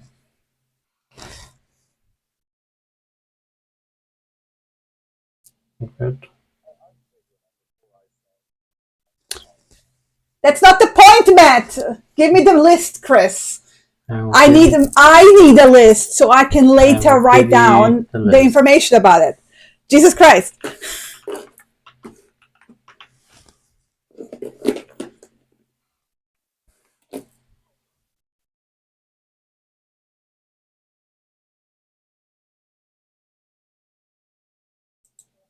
Well, You guys know where he he was is. looking southeast Yeah. when.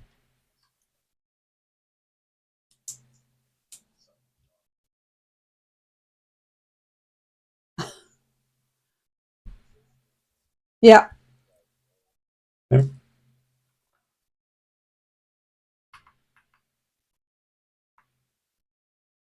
Yeah. All good. Where did you summon him to? Same place.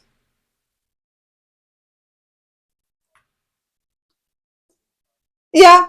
I was just checking if you're exploding him right on top of the forge. Otherwise, I would have had to do rolls. Yeah. He's learned Good. that lesson, thankfully.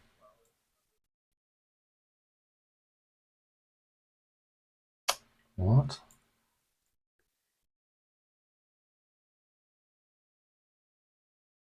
This.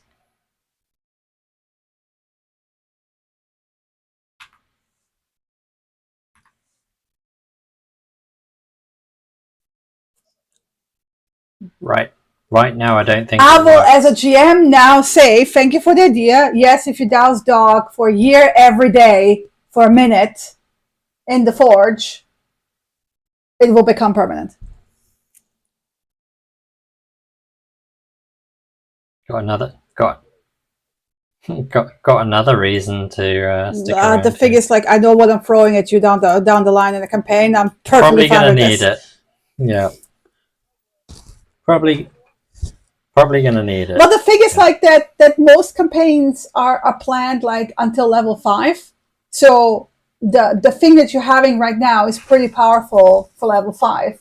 But over time, it will just get effectively. very frustrating because it gets weaker and weaker. Yeah. Yeah.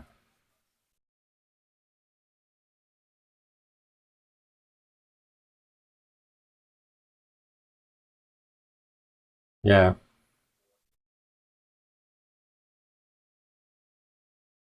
Yeah. He has.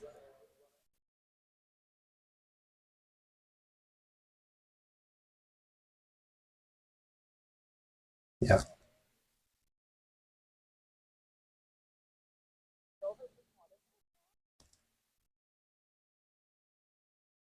If you polymorph him, he's no longer a fire creature. Yeah. I also don't think you can because polymorph requires it to be a beast or a humanoid, and he's not. He's monstrous. Anyway, let's do a short break. Yep. Back in 10-ish.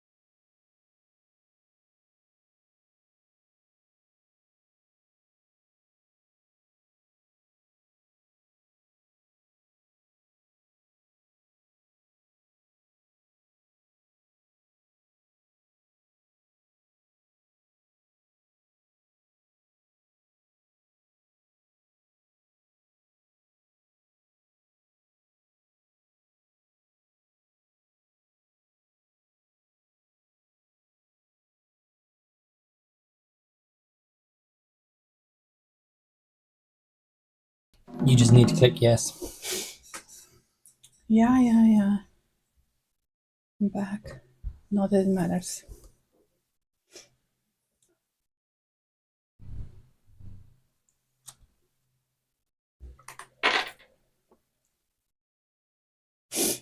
Okay.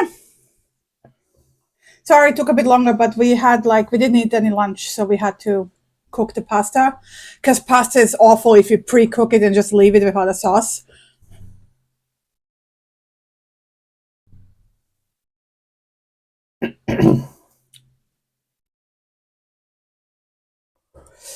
Yep.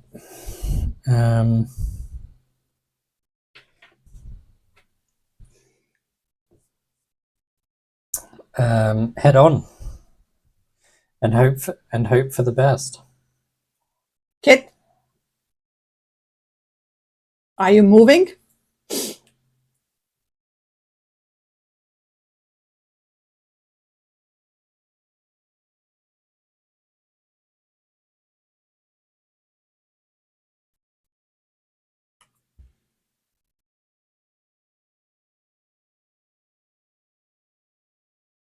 Dog sitting on top of Lion's head.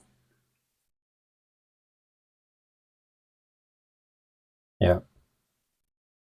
Yep.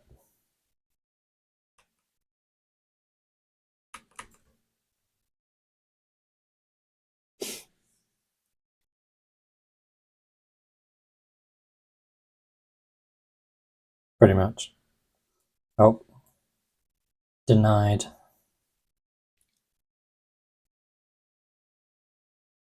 I had to move slightly further out because I was conflicting with walls, apparently.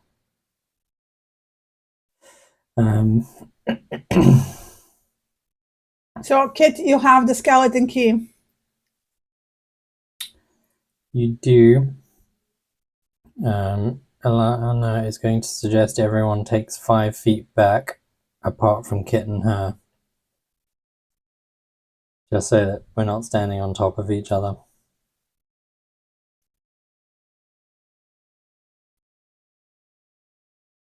Okay.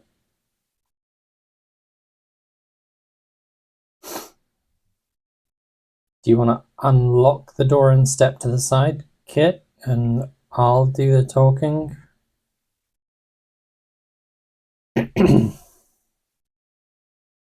Either or.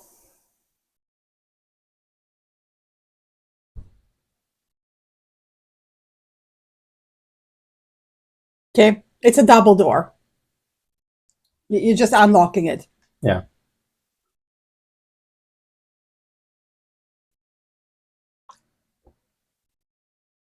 You gotta roll thieves' tools, presumably. Thieves' tools, presumably. No, he has the skeleton key. Like, I love it when people listen to me. Yeah, but I just assume Kit would bypass and ignore that anyway and practice his skills. Her skills. Her skills.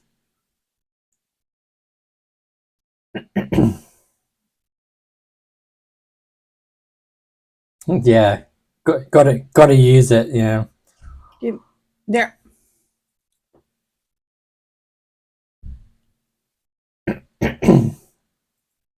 So And let me. Yep. Hold your breath.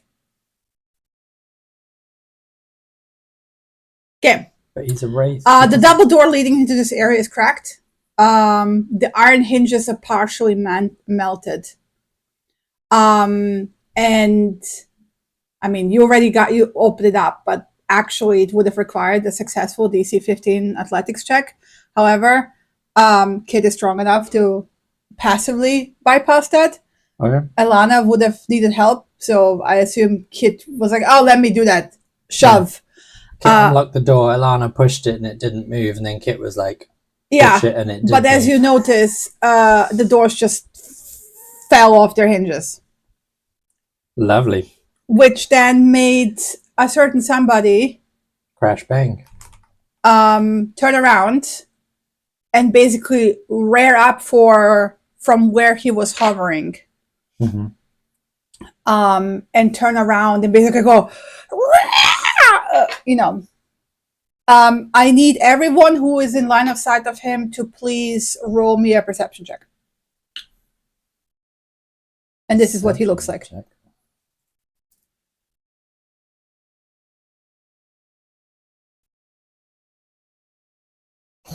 When it matters, Kit.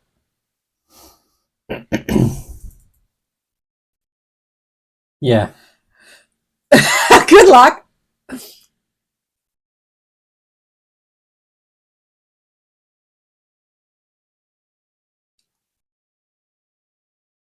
Don't judge. Don't judge. So, okay. Kit, you notice, he is see-through even the skeletal parts. And the second thing that you notice is that behind him, there's a spectral hand floating, disconnected from him. Did you guys ever use Mage Hand in front of him? I think Alagos did. Which looks kind of like what Alagos does to like bring items back and forth, like Mage Hand, basically. Mm. And there's a chain hanging off the Mage Hand and an open locket, and you recognize the face. Mind you, she looks more lively in the portrait. Is Agatha.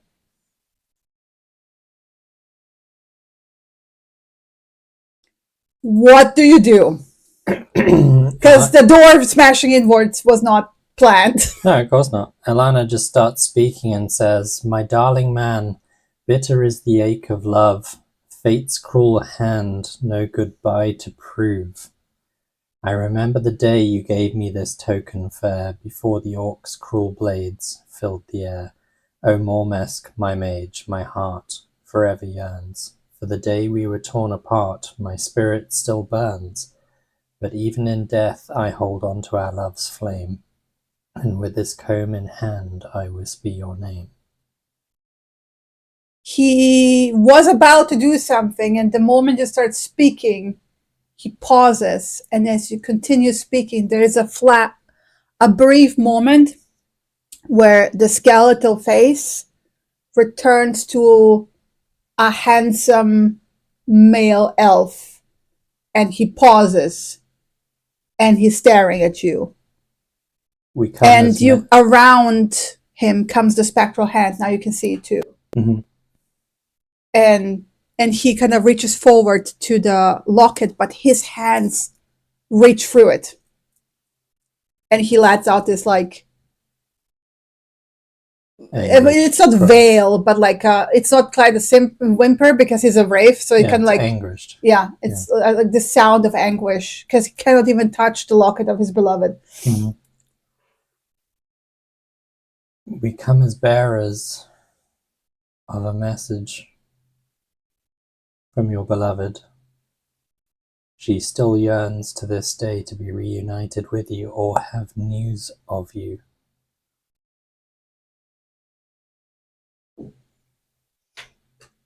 Is there anything we can do to help? And then I can't do the voice effect, but basically, you know how when somebody speaks on breathing in instead of breathing out? Yeah, basically that. But yeah, well, I mean, he will tell you that his servant that he has summoned to guard the forge has grown mad and does not let him enter to complete the ritual. He must complete the ritual. He must make the forge safe. The forge is free. We can guide you to it. And he will kind of like hover closer. The spectator is gone. The spectator is in pieces. And he will actually push through you. Lovely. I'm assuming you get this ice picture. Cold sensation. But he's just moving. It's not aggressive, right? Yeah, of course. And then expects it. he starts moving Yeah.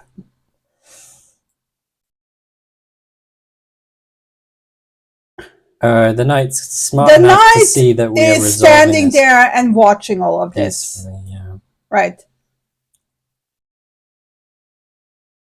Yeah. Like this, but I'm not going to do this in 600 moves. And I want to say that as he's hovering, he's not just hovering. You can see these like spectral feet trying to walk the pathway that he has walked 1,000 times when he was alive. Yeah. And dear Solar Knight will wait for all of you to move past, and then basically make up the rear. Mm-hmm. He's covering a 6. And that's an insider joke that nobody else gets.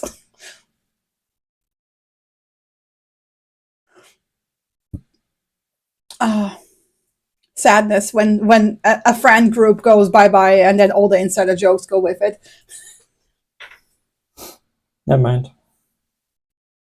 Yeah, but there's a whole story behind cover your this. There's a behind. whole story. Trust me. It is funny when you know what I'm talking about.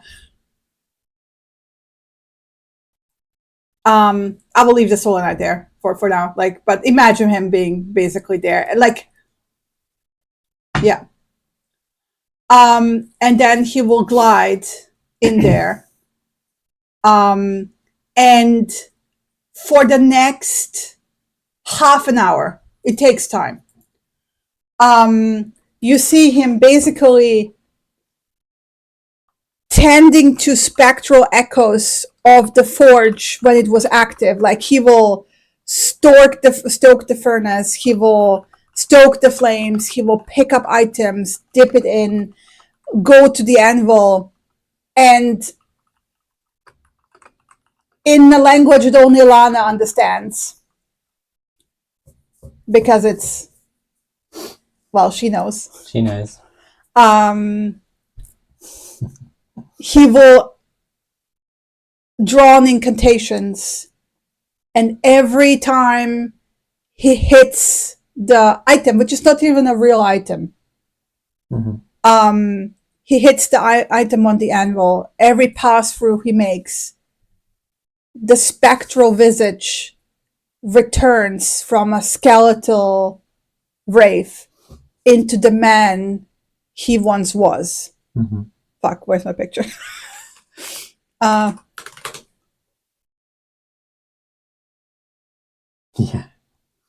Totally. 100%, yeah. I will post the image in chat in a second. Copy image.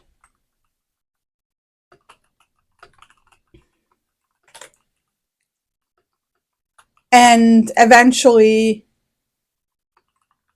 he will, and the flames go like blaze stronger while he's doing this. And eventually he's done.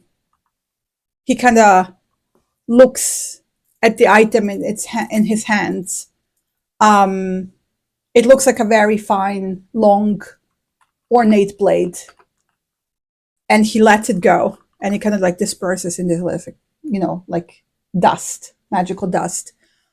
And before you stands Mormask as he was in life, albeit see-through. He's clearly a ghost now. And the light of the forge will turn, mind you, don't force me to do this now because it's like a lot of settings, will turn a more healthy golden color. There we go. Did it. Yay. But like there's occasional, like not just gold, there's like all colors of magic. Because it's made up of all the colors. Yeah. And he will exhale and look at you. You have freed me of my madness. 1,000 years of not being able to complete. 1,000 years mourning my failure. 1,000 years longing for my beloved and not being able to find her, not being able to leave. Are you able to leave now? I think so. Where do I find her? Ilana will just pull the map out of the region. Or actually, she'll just minor illusion it because she remembers it perfectly. And she'll minor illusion it onto the floor and point out Phandalin, the Neverwinter Wood, Coneyberry, and where he would find Agatha, and tell him, essentially recite everything she remembers from... He will hover with his hand over the map, and he will say, much has changed in 1,000 years, and nothing has. And then he will lift his hand and touch your forehead, and there's like a brief flash of light, and you will get the knowledge of how to empower the spell back to its former glory. Thank you. And then he will disappear.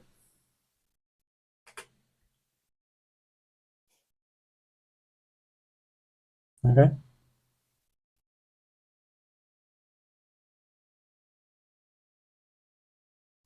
That's everything. Unless there's anything in the mushroom caverns. Well, the solar night will approach. Well, it's not 24 hours yet. Never mind. Okay. They're still chilling out. So, what do you do next? Melancholic ending, but an ending all the same. To be trapped for 1,000 years, unable to complete the one thing you wanted to finish.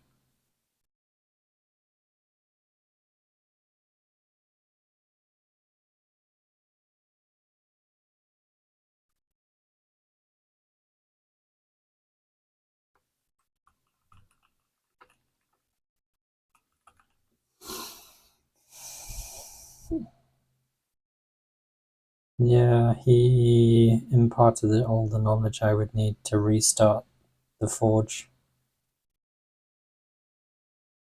And return it.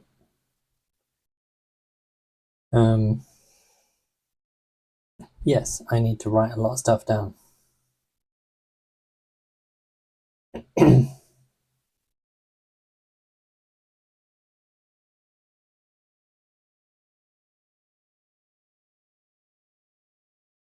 Well, apart from the mushroom caverns, potentially. There. But we heard lots of popping earlier when the skeletons were going through. Oh yeah, you don't hear any of that anymore. Yeah. So presumably the skeletons have potentially dealt with the mushrooms. I don't know.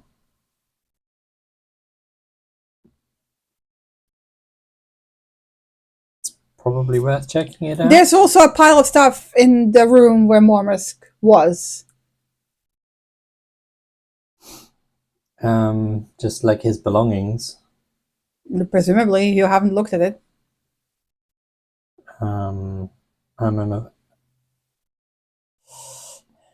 He doesn't. I'm of a mind to let them rest, though.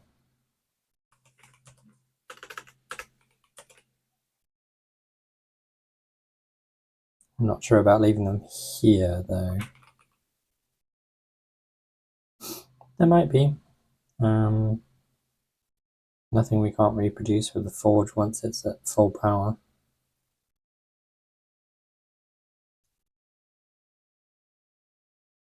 Ilana will gather them up all the same and just plop them into her bag with the intent to go through them and potentially bury them later. You guys going back to the room then? Yeah.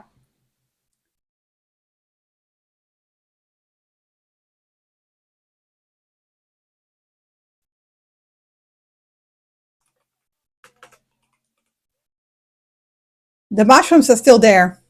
Mushrooms are still there. We heard some skeletons fighting some things, and I meant the skeletons are gone, not the mushrooms. Yes, the skeletons are gone. Yeah.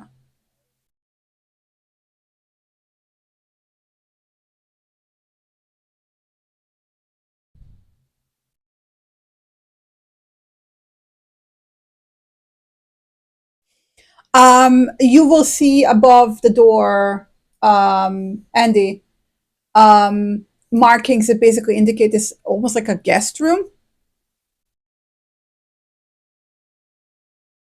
Like it's not like direct translation, but like basically the meaning translates to either guest house or guest room or guest space. Mm.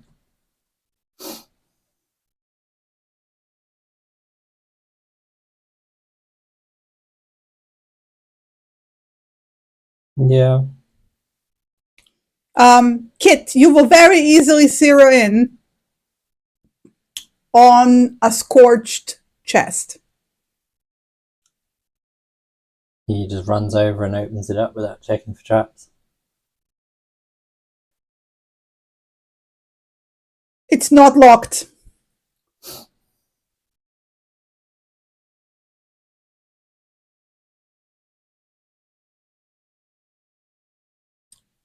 Do you want me to add it to a sheet with everything that's in it? Can he even carry it?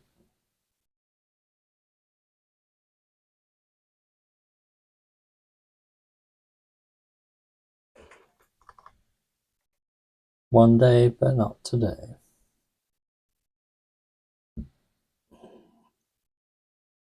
You might have just picked up a mimic, and it's literally going to bite you in the ass.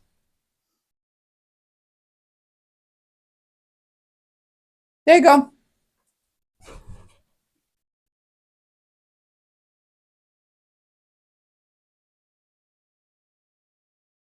Is Kit now like rummaging through their backpack, which contains this chest?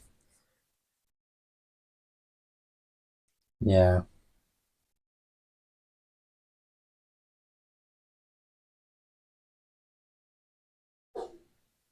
You see her lifting a wooden pipe from the chest. It looks like an elven craftsmanship. What could possibly go wrong?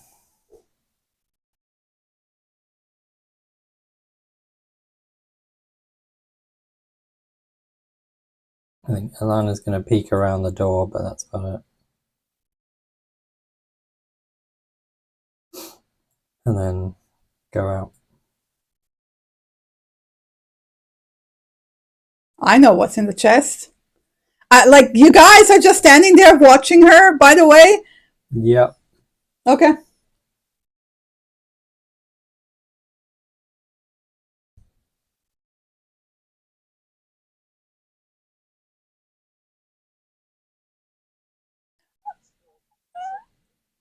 So, you just see her downing a certain potion that you by now recognize. Roll me a D10,000 minus 1, Matt. There's 3 more of that in the chest. What could possibly go wrong? All the people you know die instantly.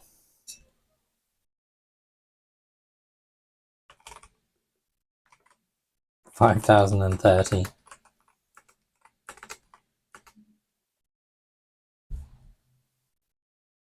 I think those are your odds of survival. And the other 20 is just unknown.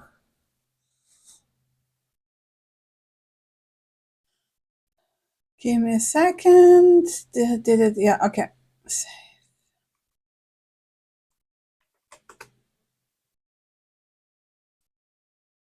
Yeah, disappears through the world and ejected fire.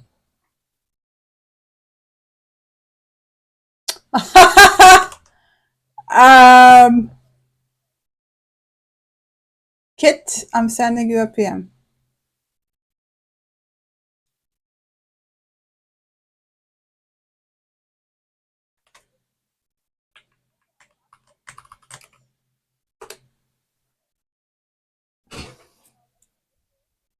Too late for that.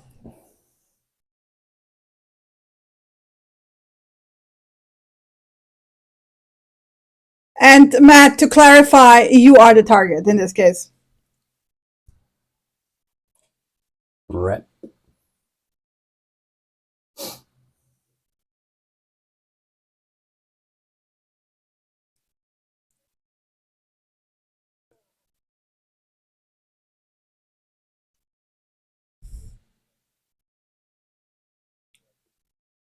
A primal, unshakable knowledge that this will happen.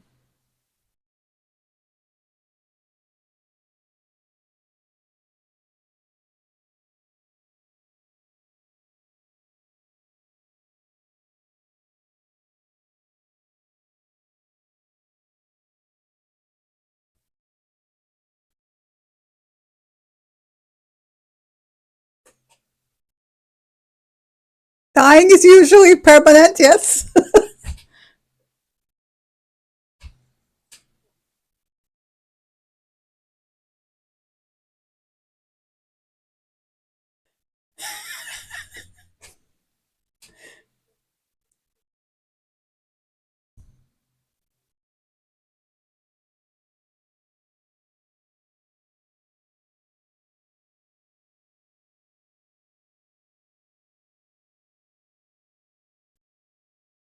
What do you know?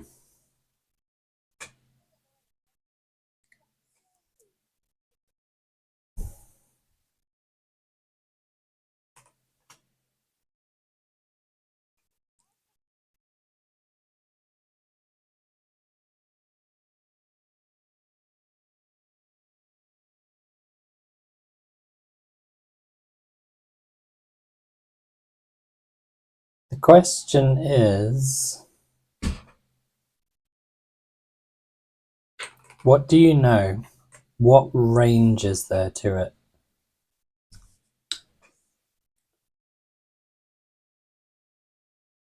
Well, you can repeat the words that I'm giving you, so.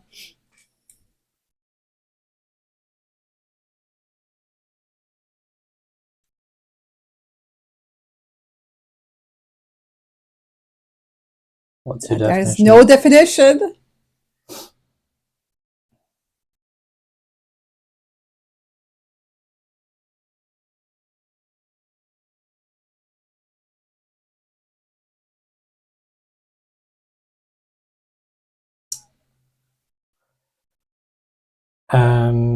Can I... You got some Fey trinkets from the Feywild once upon a time. Can you tell me what trinkets you got?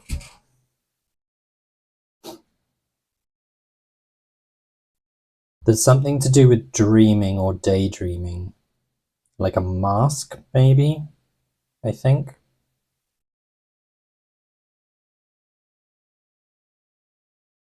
Bags.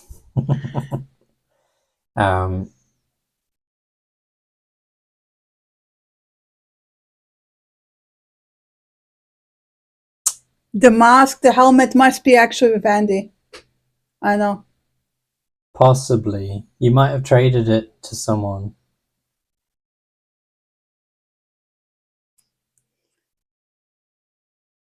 To make sure there isn't another one. There's a bunch of coins. But there's 3 more drink me potions in there.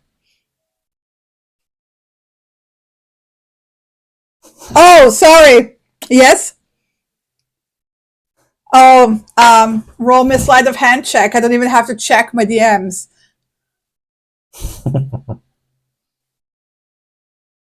Yeah, pocket, yeah, sleight of hand. Cool. Well, if you're lying to him, you have to roll deception.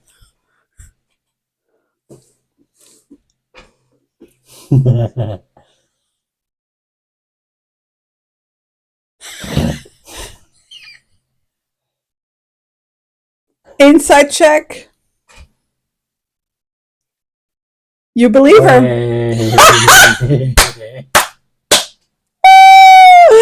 Oh my god. Lion is like, oh, big fuck.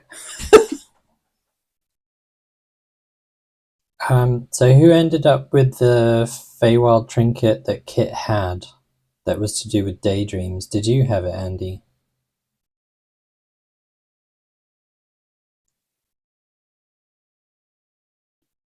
So Kit still got it then.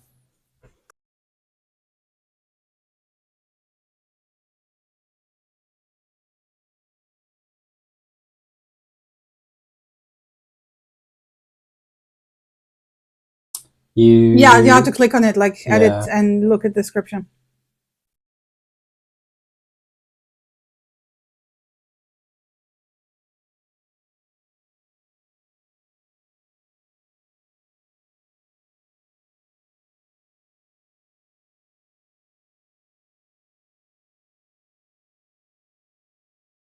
Can I trade you for that?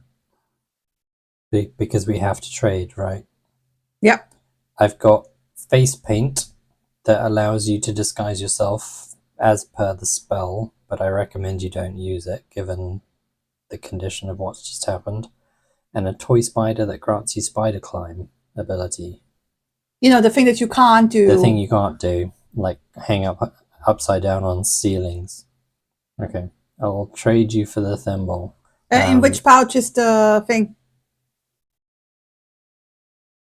And it's just on my base character sheet. Toy spider. And was it the third favorite trinket? Yeah, just the third. Here's the favorite trinket, and where's the toy spider? Character sheet under loot. Main character sheet.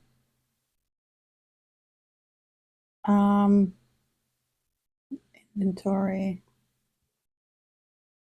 Ah, no, wait. Toy spider, yeah.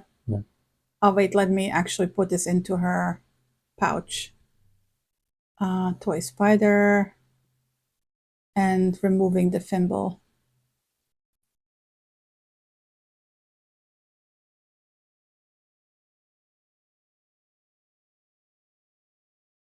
Not particularly.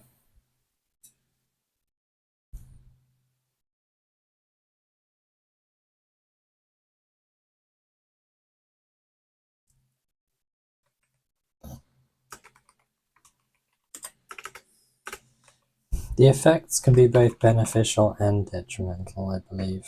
So, yeah.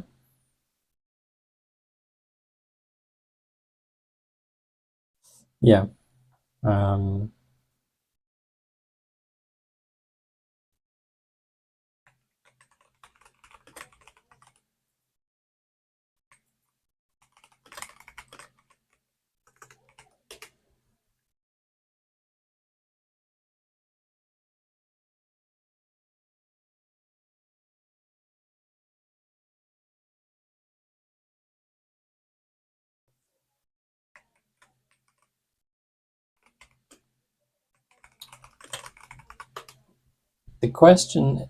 The real question is it a one-time curse? And is it a curse?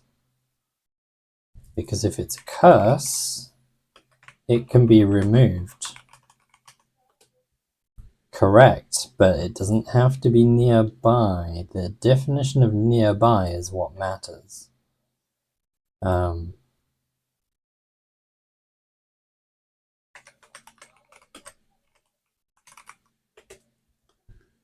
Drink me potions.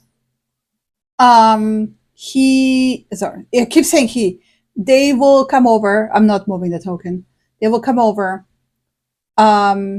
Look over Kit. There's a flash of gold. And they will like, oh, I see. Oh, it is a peculiar. Oh, my chaotic. One disappears because it's drunk. One appears somewhere else. Anything else? No.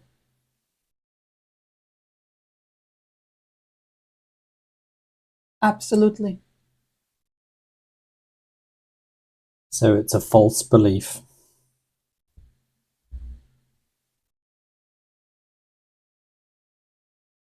Doesn't feel false to you, Kit? Ilana summons dancing lights.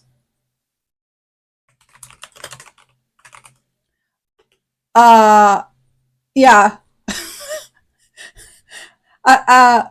Well,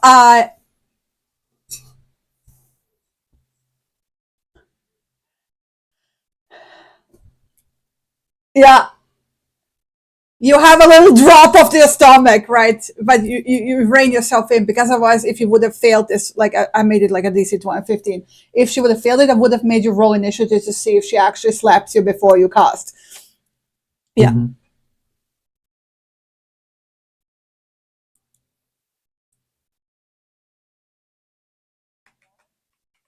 Not potentially. It's very false, as just proven. Well, I just cast magic in Kit's presence.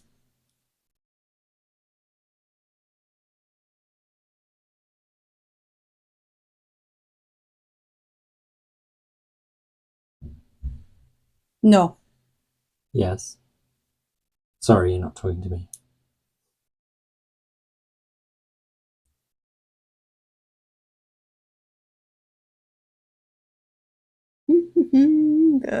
GM checking.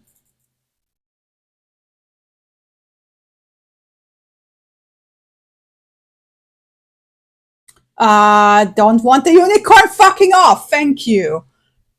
Unicorn says nope. Nope!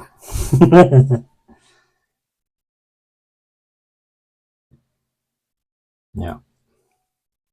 Nope.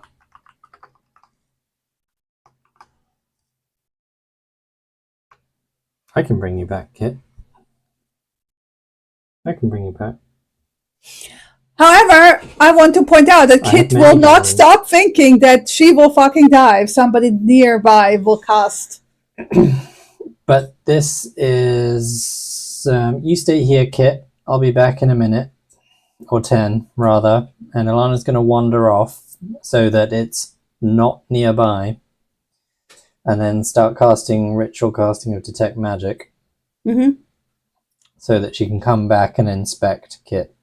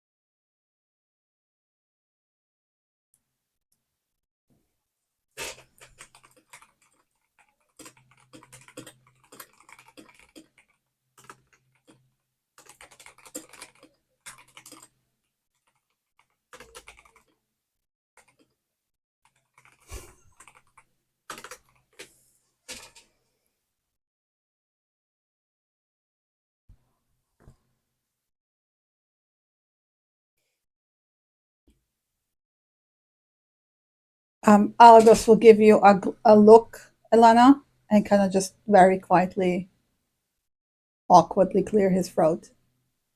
She's ritual casting Detect Magic. Never mind. He's not interrupting that.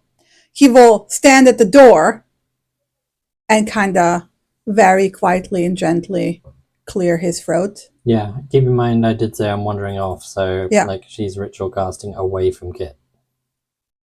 So like It is not my place and I don't want to intrude.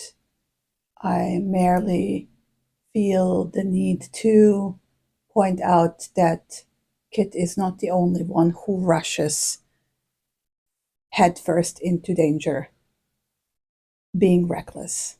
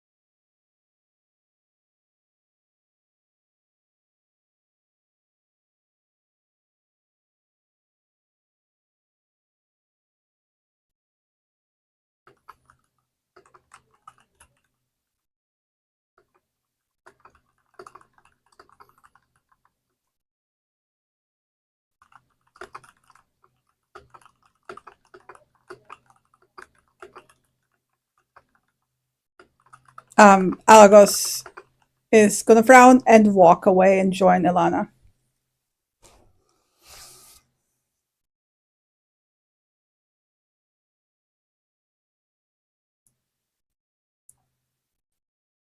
Go finish ritual casting detect magic. Yep.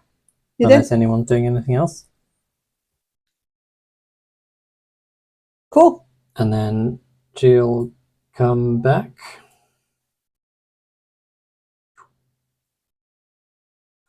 And have a look at Kit. Illusion magic. Oh. But presumably quite strong. Yeah, and permanent. As in, like, you can dispel it or remove curse. She will dispel. Yeah. She'll cast dispel magic on Kit. Yeah, I mean, you gotta roll for that. I do. But it's an old... No, actually you can't, because you have no idea what type of illusion it is. It's not 5th edition dispel magic. Oh. It's 2nd edition dispel magic. I forgot, yeah, sure.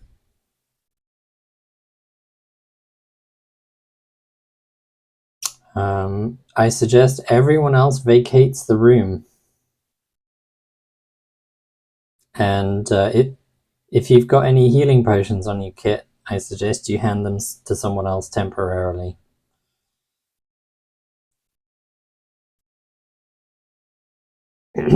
I'm going to remove it. But if there's anything else here remotely of that sort of type of magic, it will also get removed. So healing potions will become non-magical liquid, basically. Back, if you think it's important, back away.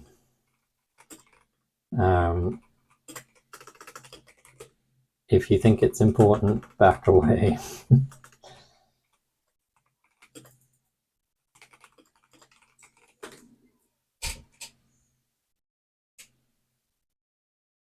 Yeah.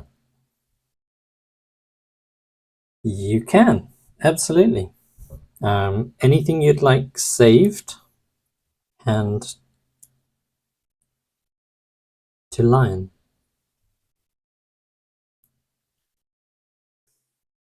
What does it do? It's only one effect you're removing, right? No, it dispels magic in a 30-foot cube. Yeah, I want to point out Kit is carrying a whole bunch of Feywild trinkets, healing potions, spider staff. Correct. So anything. So we're having one of those montages where Kit is just like piling on things. Anything she wants to save, she's got to reveal, basically.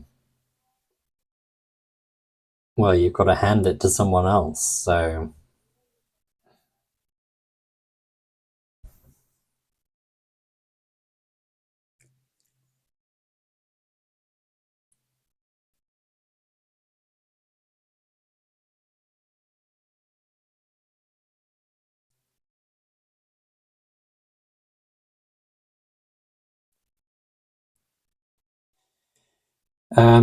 You've got a small chest in your backpack. I suggest you put everything in that and hand it to Lion, and he can take it all off and walk away with it, and then it'll be fine.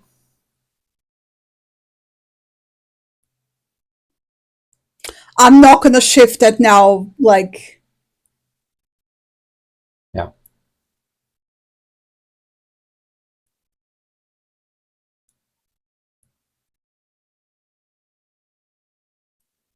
Yeah, basically not in this chamber.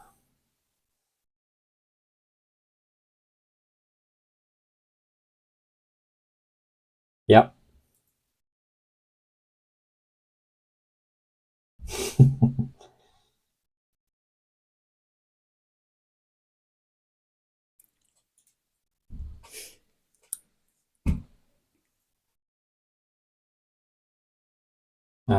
So yeah, basically a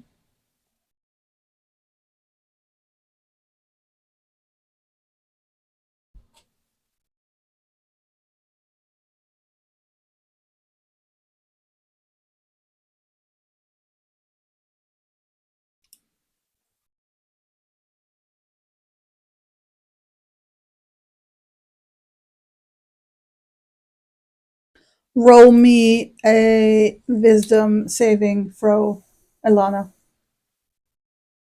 Wisdom saving throw. Yep.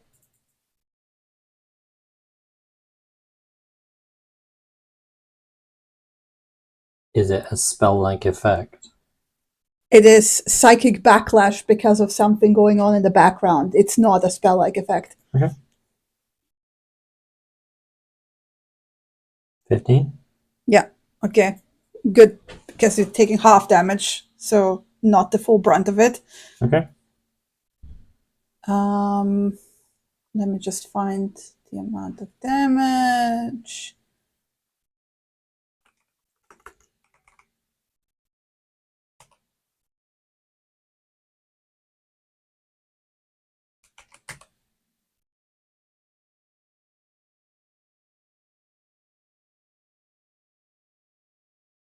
Uh, 39 halved. 19. 19 psychic damage. Okay. In the moment, the reason you understand is that there was an effect. There is still an effect that you could not dispel because it is not there. Mm-hmm. But trying to dispel it because it's an ongoing thing. It's difficult to describe. It's like something was taken magically, but it's not there in that place to be dispelled, and which is why you got that rubber band. You were reaching too far through the connection of Kit, right? Mm-hmm. And it rubber banded back at you. Mm-hmm. So there's some effect going on her that you cannot remove with dispel magic. The fuck?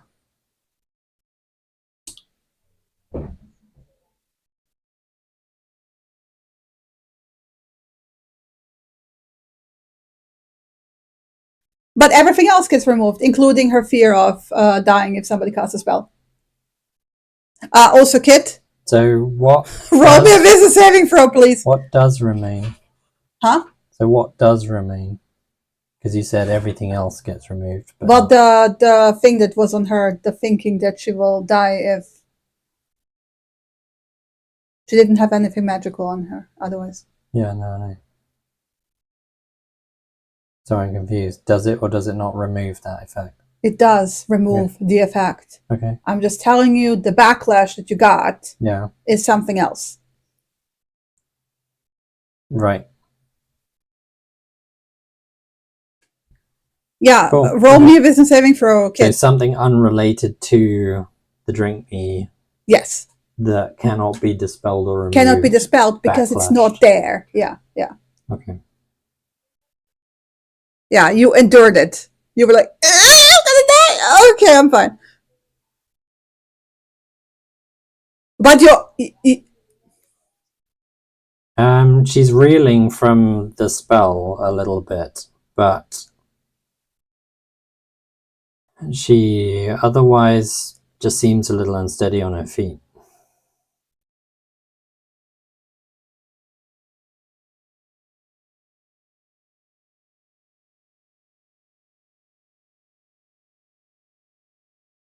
yeah, because he was already moving as well.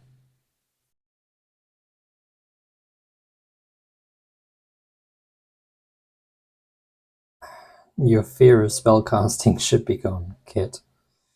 You've got something else there that I can't remove.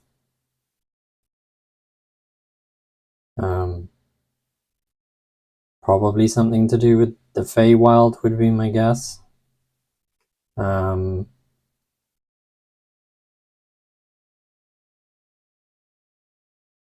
Whatever that is, that's powerful indeed.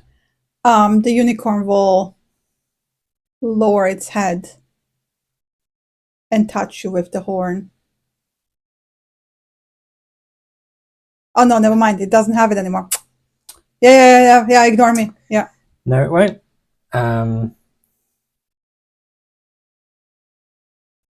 No, it's not doing it. I need time with the dwarves to rest, I think.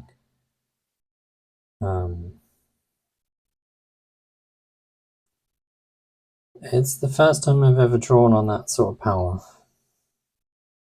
And anywhere near Kit, the last time I'm going to do it too. There is something that is warding Kit from somewhere else. Warding, maybe not the right word, potentially. Could even be kind of arch-fey magic. But it's exceptionally powerful. I don't know, I don't think so. In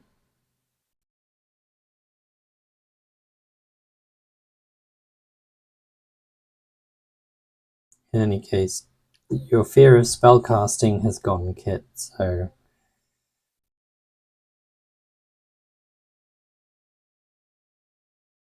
Yeah, I think we could do with finishing up and leaving, I think. Yeah. Resting in a nice inn would make a fine change. Ready to leave whenever you guys are.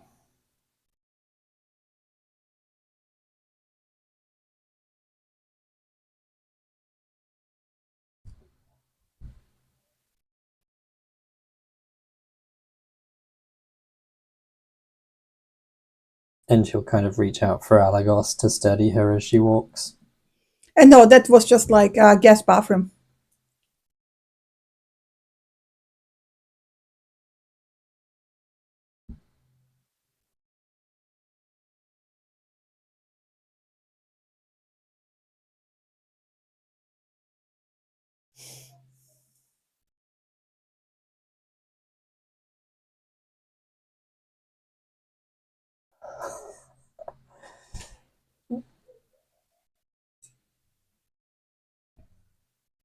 Alagos will be fussing over Alana and try to urge you to drink a healing potion. We're done, yeah. We should take a safe route out. The Mushroom Cavern. Lion, you're the best to know how dangerous this is. Is it going to spread? Is it something the dwarves can just deal with in their own time?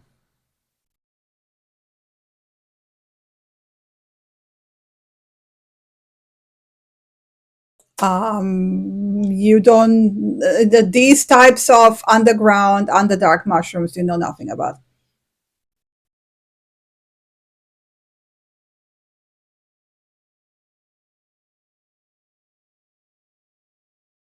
The researcher. We can do... Is it worth trying to take a sample so that she can have a look at it?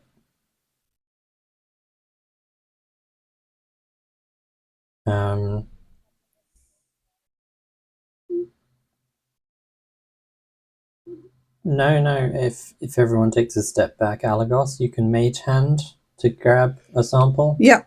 And then put that into the potion bottle. No need for anyone to touch it. So just put the potion bottle on the floor uncorked and then mage hand it into the potion bottle and then put the cork back in and seal it. No need for anyone to get risky. Yeah. And then our researcher how close are you getting to the, like, basically... The spore, 30 feet max range. The mage hand. 30 feet max range. Okay. That's not telling me where you're getting the sample from. Oh, the sample from the glowy bit. Which I appreciate is a lot of that cavern. So as soon as it catches up. Okay. It's a smaller one, but basically the moment the vial touches it, it goes poof, and a small cloud. Okay. But yeah, you get a sample. Okay. If we got a sample, then that's fine. As long as it's enough for the researcher to be able to investigate. And then bring it back and cork it up.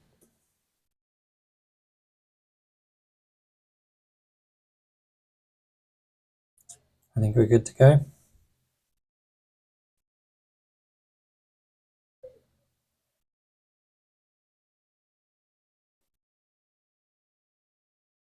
Good. You can safely retrieve all your stuff.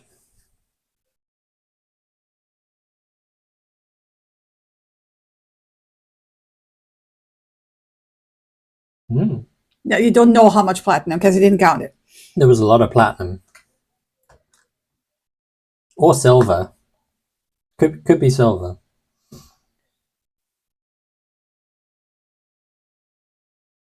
Electrum. It's a mixture of silver and gold. I know what I'm gonna give you next is a Fable trinket. Um, Some kind of magic item that you need to touch to the chest, and it tells you exactly how many coins are in there. money count. A coin of counting. You've got to flip the coin into the chest, and it immediately Magic Mouth tells you, and everyone in a. Oh my god! Yes. There are 172 platinum pieces, 109 gold pieces, 62 electrum. But it yells it at the top of its lungs, right? Yeah. Quote unquote lungs. Lungs, yeah. Like megaphone style. I think then for the most part we are done here. So what's the plan? Return to the dwarves.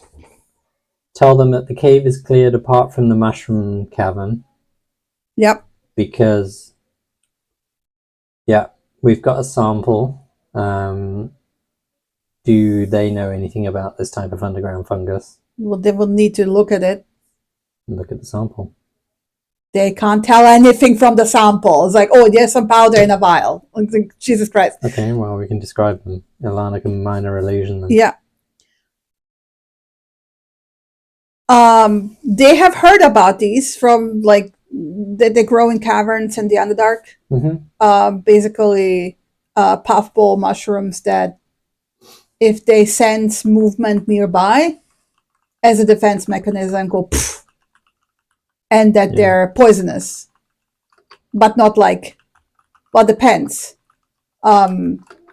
if you're tougher or not. Poisonous to most folk, shall we say. Sure.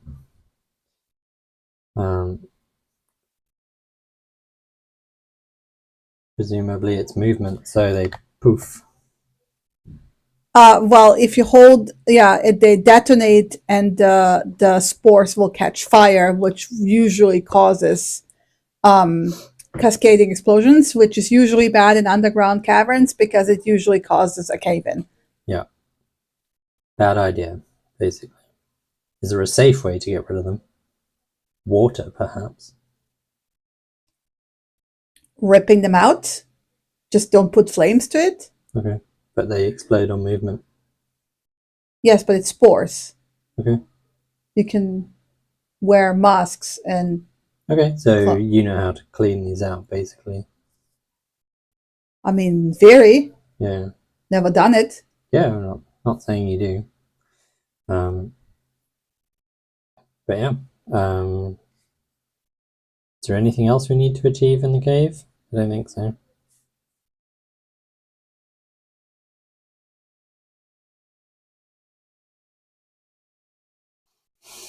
Well, it's I'll pass on that one, and she's going to pull out the thimble. And does anybody else want to take a cat nap?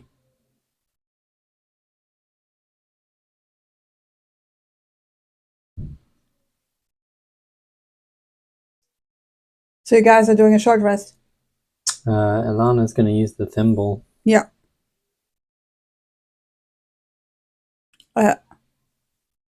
Well, I can rest for 10 minutes with the thimble and get all the benefits of a rest.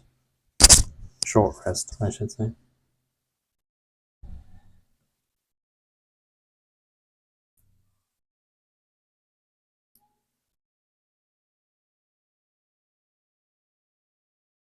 It's just a way of getting a good rest in 10 minutes, so you don't have to spend an hour here. It's early morning. It's not early morning, it's almost 3 p.m. Yeah, she's dazed. Yeah. So we should probably just kind of make camp here for the night and then head back first light.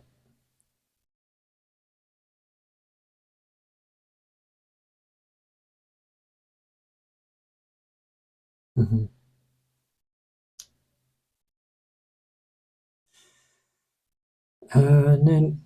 No need, Alagos. You can do a tiny hut this time, please. He will nod. We can get another tiny hut up. No need to keep watches, necessarily. Unless you want to. Mind you, I want to point out that you will not get the benefit of a long rest at 3 p.m. No. Yeah.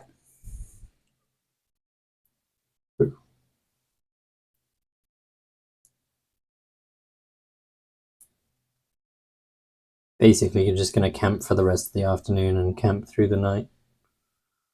And then get ready the next morning.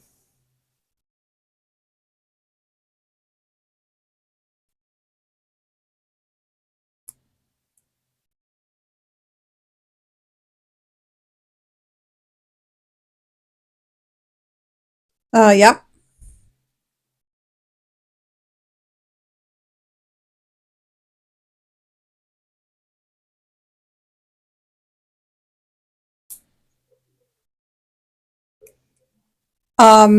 He will, not he, they will look at you and say, all I can see is that you have something that has been taken from you.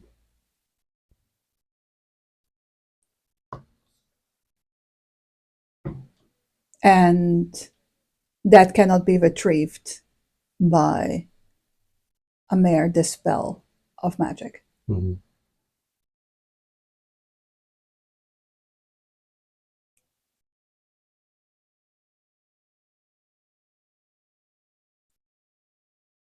Oh, well.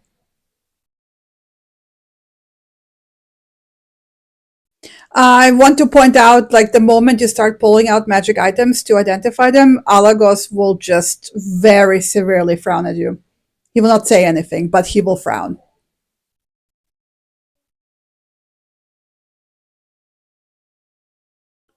I find it odd that, as someone who is supposedly so worried about her friends, your first thought is to identify items instead of tending to your friends. He will, like, full on be blunt about this.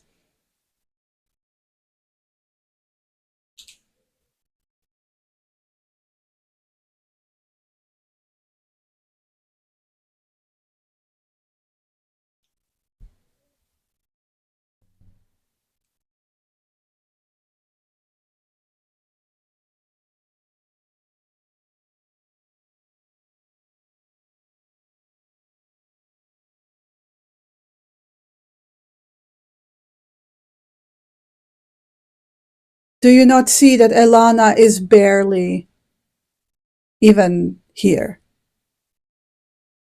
Do you not wonder if we're all exhausted, if we all need anything besides looking at magic items and treasure?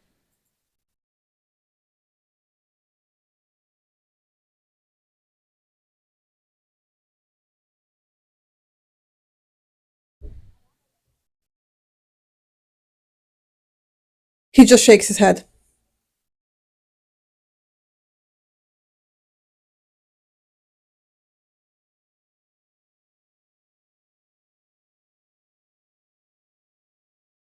She is not well. She is not up for sharing. She's unconscious currently.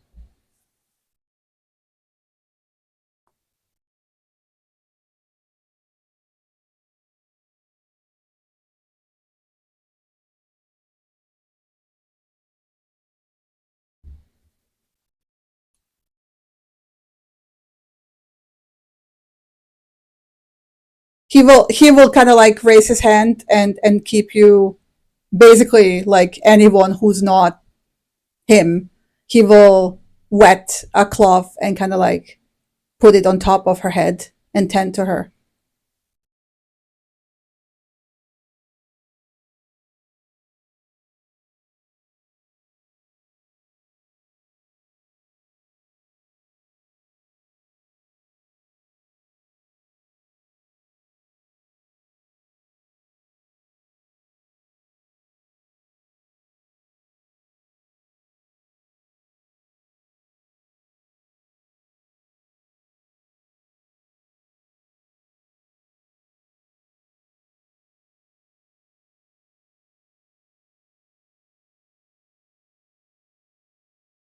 Nundro is sleeping because you guys are dropped him off, so they tended to him and he's like resting now.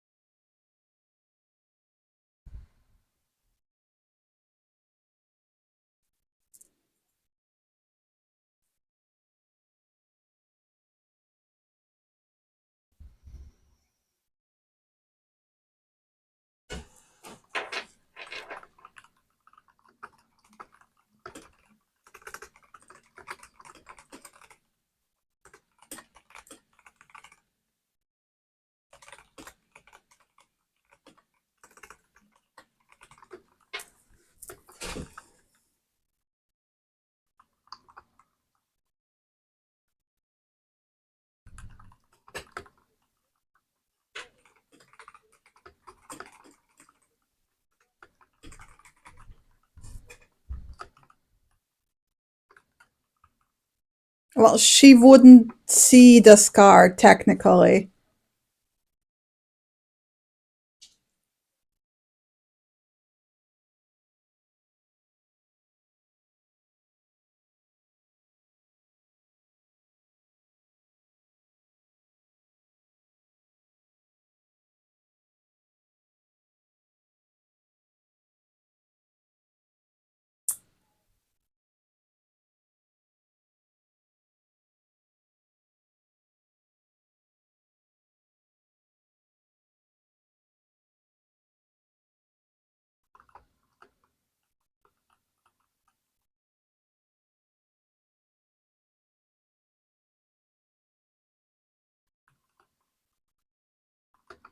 Yeah, that should do it. Unless he's removing the blinded condition. No, he's removing the disease condition. Yeah.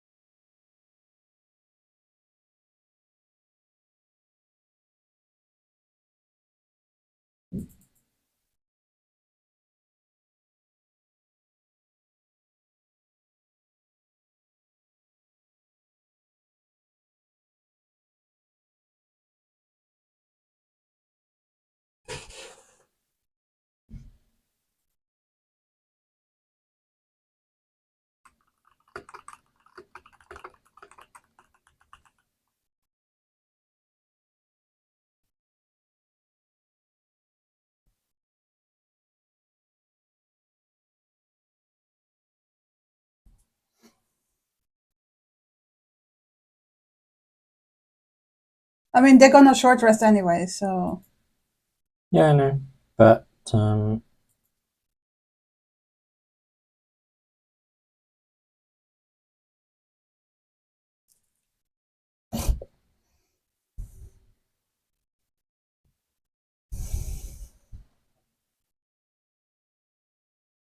Yeah, which order for the rolls?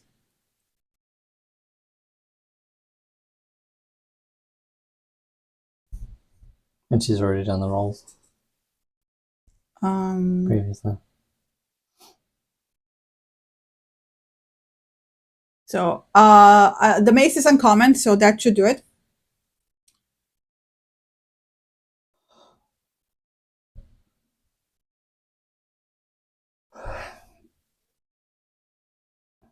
The breastplate's in Alana's bags, so you might have difficulty getting to that if Alagos is presiding over her. Just pointing that out. Just a second. But she'll still... I know. How long does your first one take? 10 minutes. Yes. Yeah. So Alana's awake after that. Oh, for fuck's sake. Give me a second. Save. I don't know why they had the urge to put, description and make it secret on top of that. There you go. That should be fine. Oh yeah, is it doing the thing where it's like... No, they put like a secret block within the description, which is pointless because if it's not identified, it's not going to show a description anyway. Yeah. The second one was for which item? For staff. For spider staff, presumably. Okay, so Kit has that, yeah. And Alana's awake again anyway.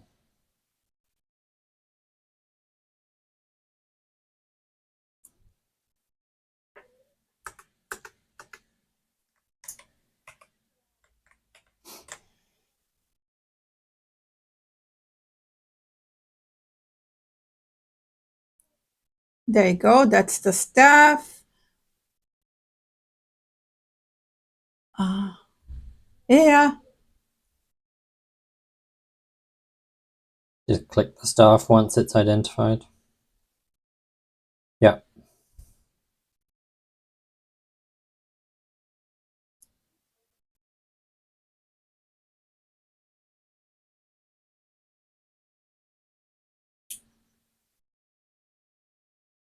And then Alana would be awake. Yeah, she is. Alagos would be like, how are you feeling? Are you alright? Yeah, a bit fuzzy in the head, but apart from that, nothing. A good week's rest won't recover when we're home.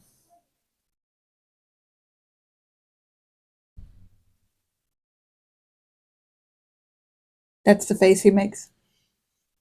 Say that again? I mean it would, but healing potions are for a dire emergency, and we're not in a dire emergency right now.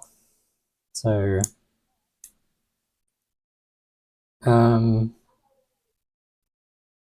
we're gonna rest here tonight anyway. There's no rush. We're safe inside a dome, so nothing can get to us. The dome we can keep recasting. Where did you put the chest plate? It's in my bag of holding. It's the second bag on the list. Okay. I wouldn't mind, Lion, if you could perhaps do a little bit of healing tomorrow morning whilst the unicorn is still around. I think that would be a better use of our time and resources. No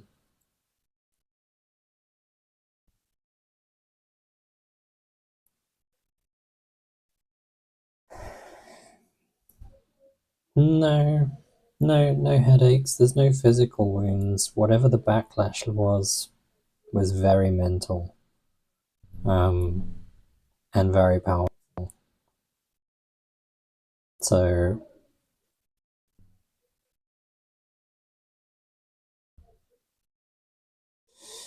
well, it's a valuable lesson learned that if I ever need to dispel on the battlefield, to make sure I don't include Kit in it.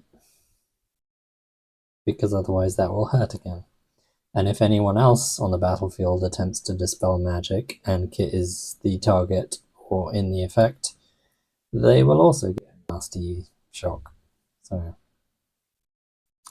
but yes, so it could be offensive if you want to think of it that way. But you're identifying items by the looks of it.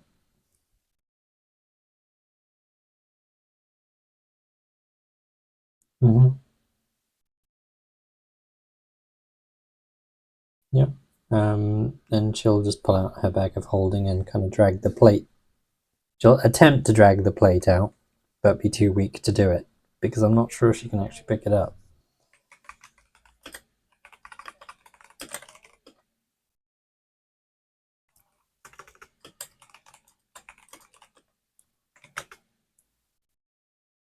He just shrugs, shakes his head, and like basically do whatever.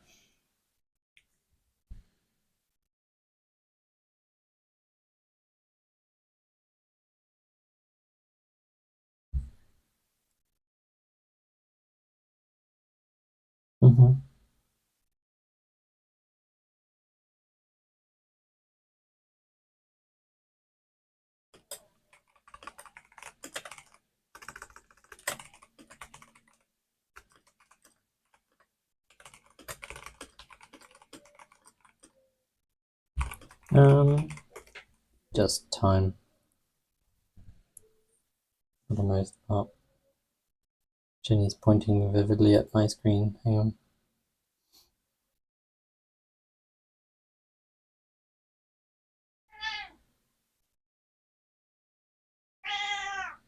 Cat. Put the microphone where your hoodie is, so it's not like down your chest. Yeah, but it's not meant to be like in your nose. Yeah, but you're literally whispering half the time. Is that any louder? Okay. I'm also speaking. Yeah, I'm also speaking a bit loud. You can probably hear the cat as well.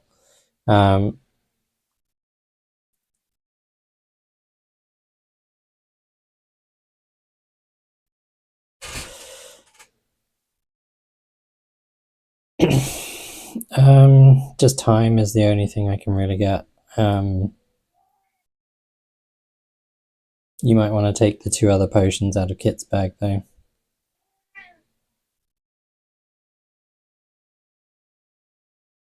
I believe there's some potions with a drink me label on them.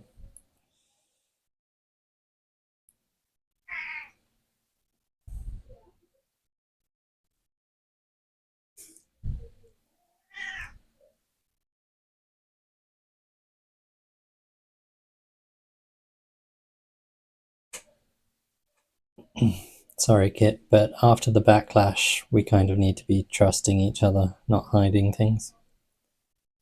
I don't know what happens if you pour them away, but as the Solar said, if you drink them, they will just reappear somewhere else.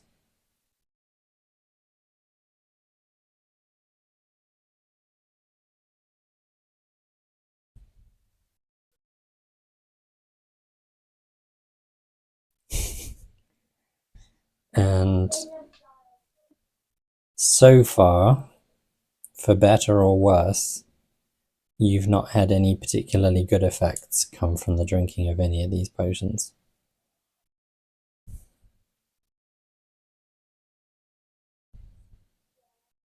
I know, a little bit of chaos is exciting sometimes. But not here and not now, I think.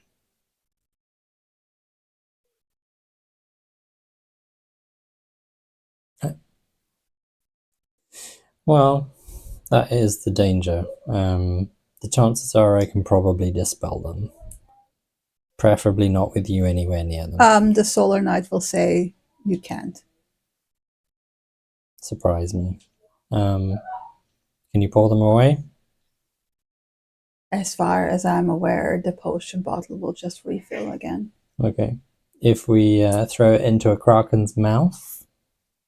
Then the kraken is the one who drinks it. Deal.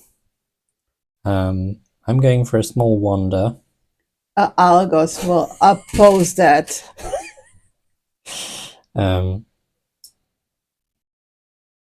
Yeah.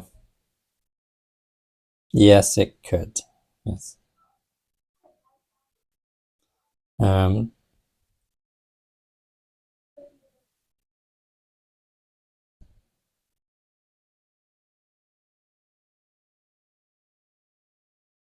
And they're beneficial, not just random.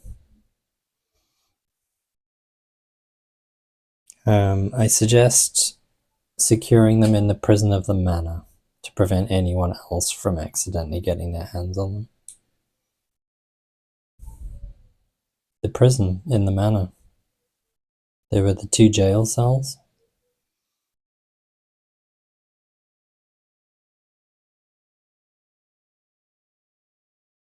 Don't need to worry about strong. With a little bit of gold powder, I can enchant them to be unopenable. That's something I am capable of.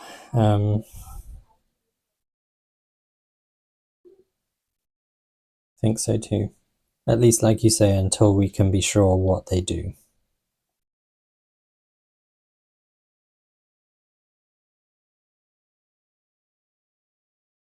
Kit's promised.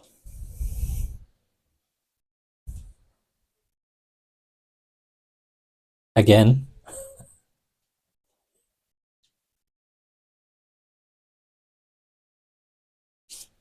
Perhaps out of concern, yeah.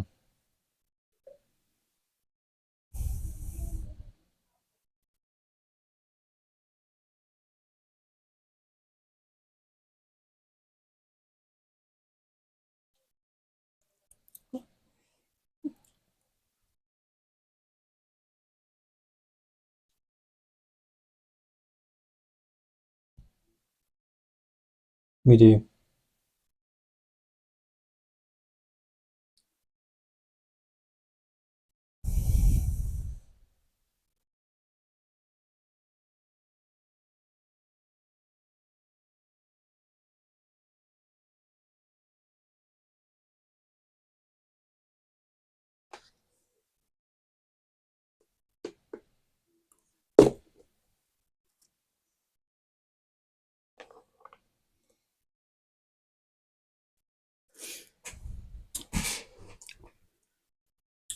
And I assume you guys... Sorry, didn't want to interrupt.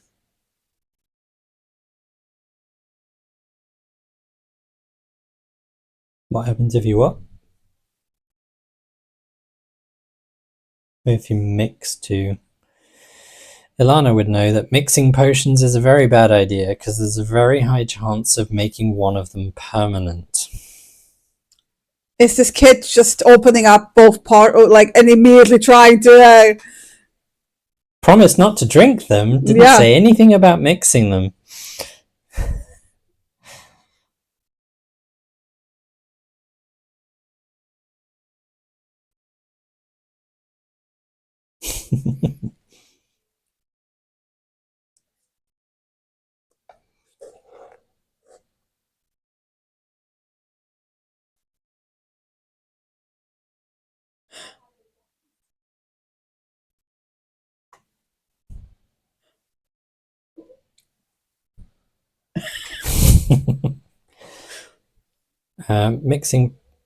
Mixing potions can be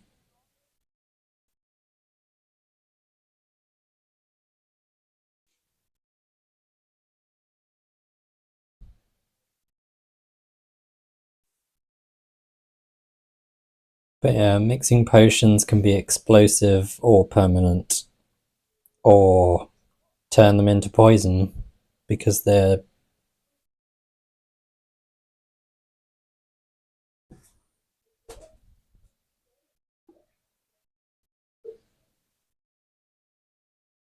yeah.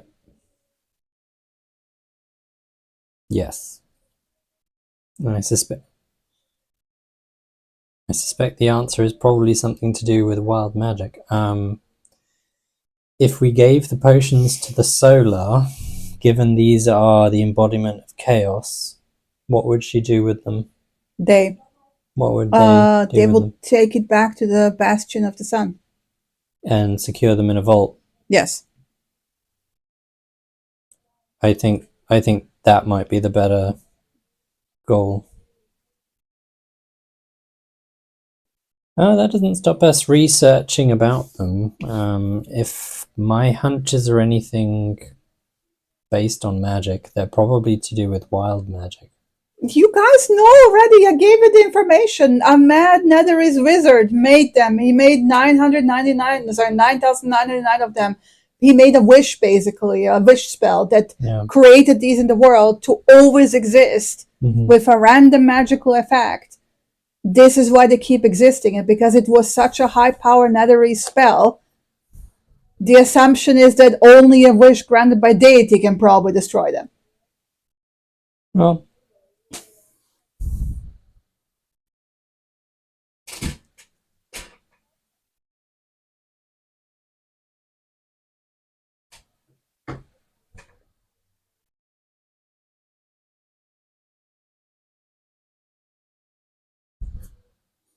Well, not all the planes. Netherese, so here in predominantly in Faerun. Faerun, I would imagine.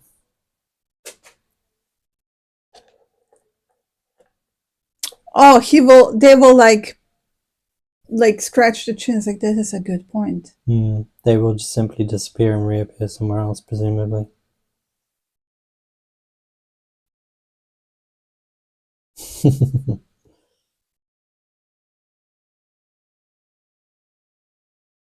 So they always need to exist, but do they need to exist in Faerun?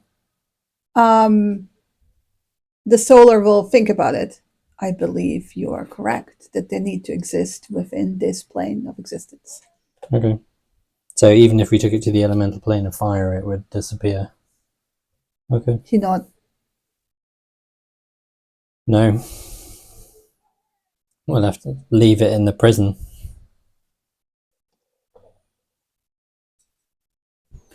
Yeah, the Prismere isn't. It's a pocket realm, not its own plane of existence.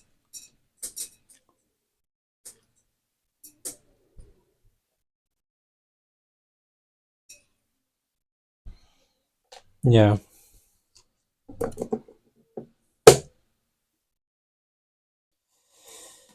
I thought you said 3. Okay. We could always take 1 to the Feywild and see if it remains with us or not. And it's not necessarily the Feywild, it's not even the Prismere. The Prismere is through the mirror. So the Witchlight Carnival is like the entrance to that.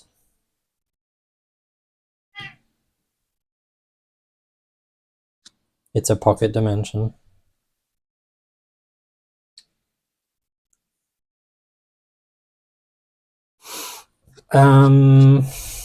To some degree. The Prismere is a pocket dimension of the Feywild, not the pocket dimension of the material plane. Yeah. And so it is the Feywild. It is the Feywild doesn't have a plane. The Feywild is a collection of bubbles. Period, full stop. And Prismere is one of those bubbles. Oh.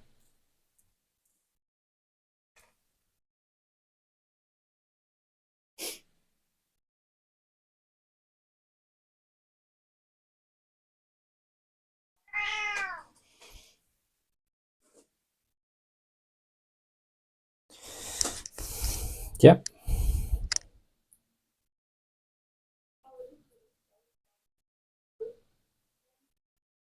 And if we don't, it's waiting to be found again. Somewhere else.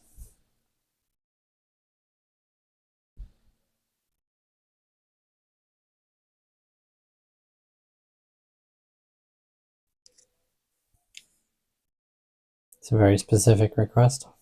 Because you gotta pass the time. But anyway, I'm gonna call it here. I'm gonna say for the remainder of the day, just eating, resting, having a long rest, and then we can continue beginning the next morning. And you're returning to Phandelver? Okay, cool. So I will just... We finally got past the 21st of Elisis. It's only been like 5 sessions.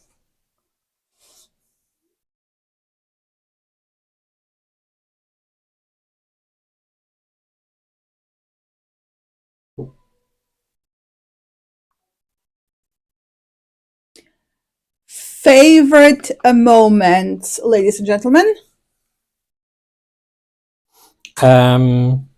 You saying Kit can't possibly communicate the cipher, and me saying he's got minor illusion. Kit, minor illusion it, please. Yeah. And Kit going, oh, yeah.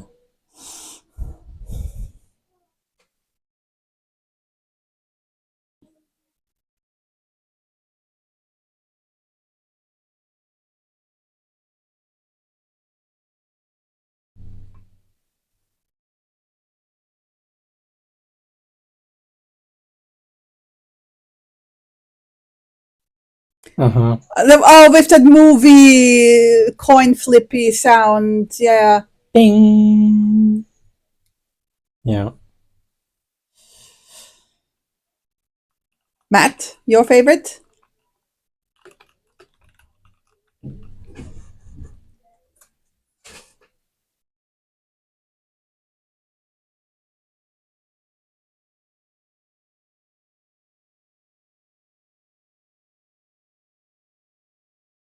His ritual, yeah.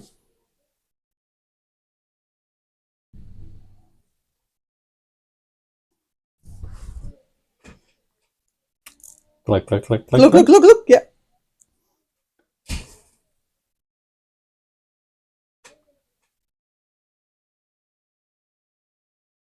Uh-huh. Poetry that Alana has memorized for the weeks since we met Agatha. In the happenstance, we came across Mormusk.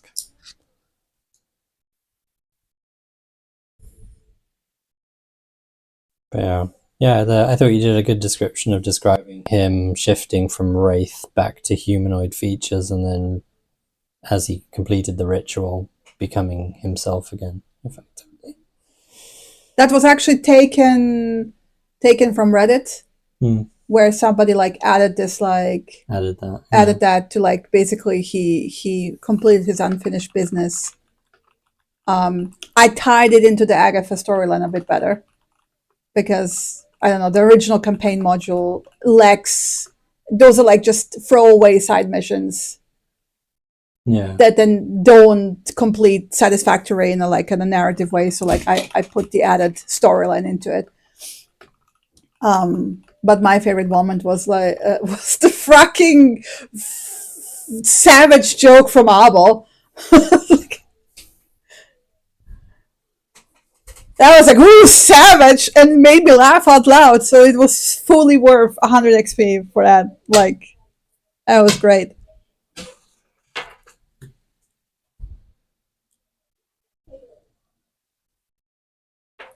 Oh God, yeah.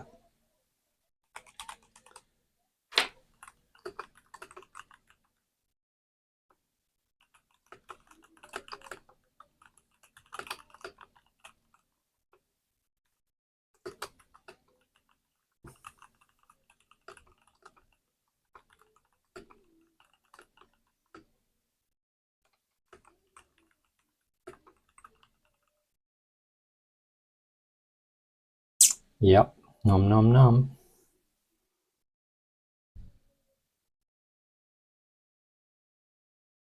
Well, only 2 more levels. That's when I get it. Oh no. Alana's not entirely opposed to removing spells from existence. That might be one of them. As useful as it was. Yeah. Yeah. Yeah. and also magic.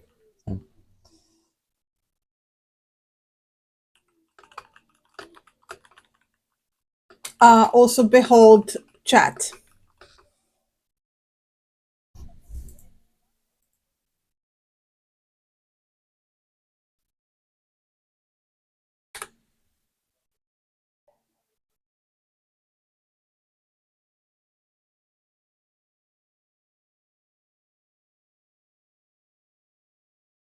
Oh yeah.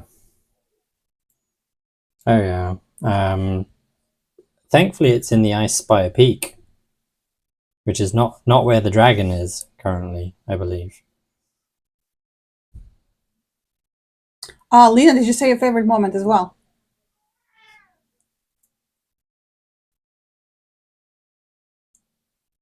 Hmm.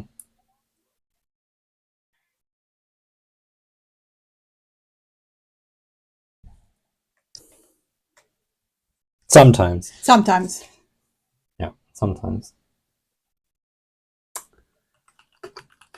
But congratulations. Well, you're not quite concluded. You still have to go back to Phandelver and talk to the Rockseeker brothers together and wrap it up. But technically, congratulations on finishing the story of chapter 1.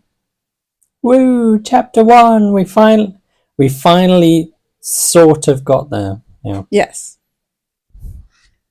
Now we're gonna take the next 3 years to do good for the other 3 chapters. Yeah, it's only been what, 18 months? 2 years? Was it 2 years actually? I thought it was a year. Oh wait.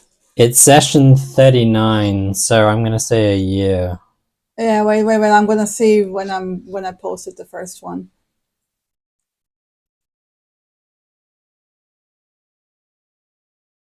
Well, Yes. that's fine. I posted, it was October 2023 that I had sessions. Yeah, introduction. The session 0 was basically on the 17th of October 2023. Yeah. Yeah. I thought 18 months wasn't far off. Yeah. Session 1 was on the 29th of October. So yeah. Yes, you can do all a long rest. It's saying I'm gonna recover all of my hit points.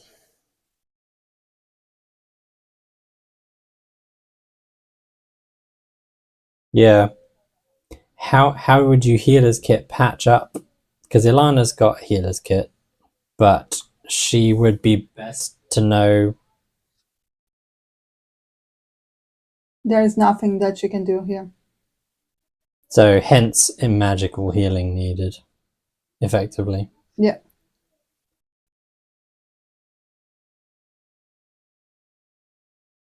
Yeah.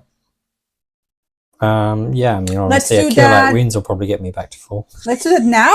Should we do it now? No, you don't level up.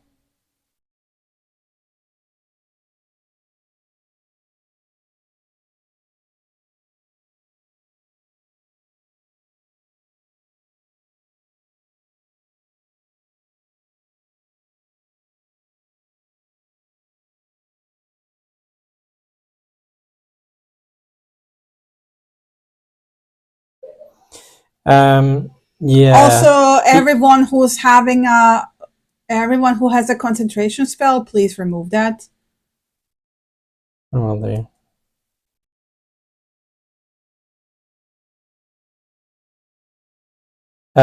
You've been patched.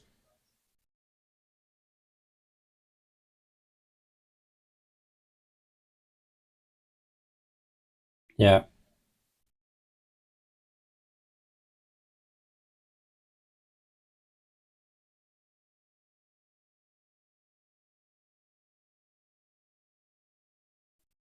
Yeah, it's like you're not that far away from Phandalin.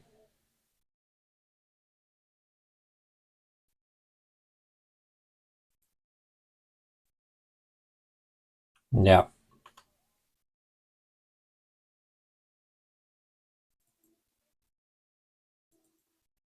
Yeah. You've got to remember he's very protective now. He's also very polite, and he has been very polite for quite a while. Mm-hmm.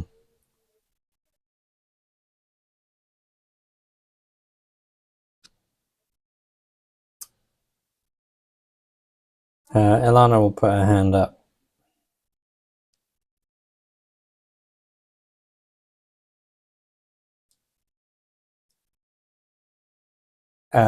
Mechanically 19.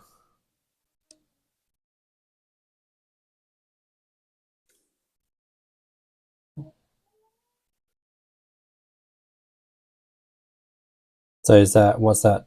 18. Yeah, it's max. But it doesn't add like your spellcaster modifier or anything to it?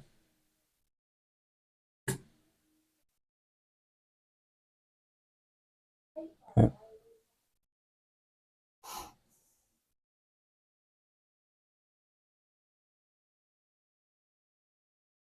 Is there something I should know?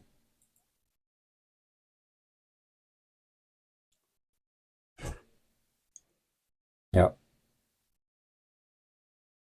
She wasn't feared. She just took psychic damage. Yeah, but it was a lingering injury because it was more than... Yeah, I was frightened.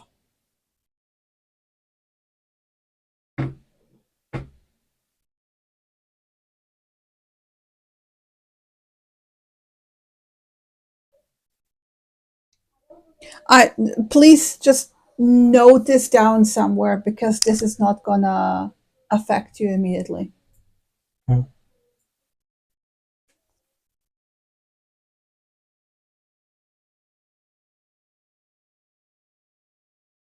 Oops.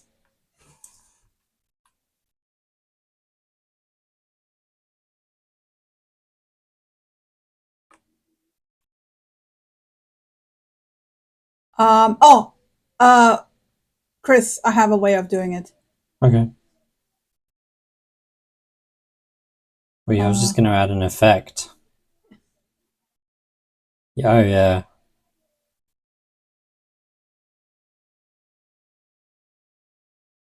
Yeah, but this says this lasts until the end of your next turn.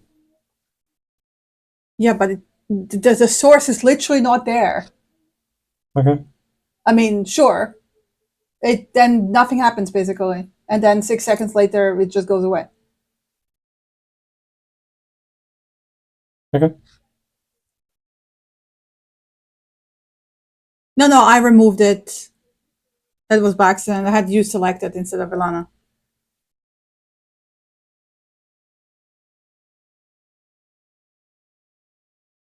But never mind. If we're going by that, then 6 seconds later, nothing.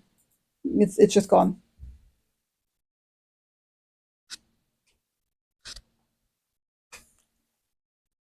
Yeah. Cursing the fact that I dispelled whilst not in their vicinity. You didn't dispel it.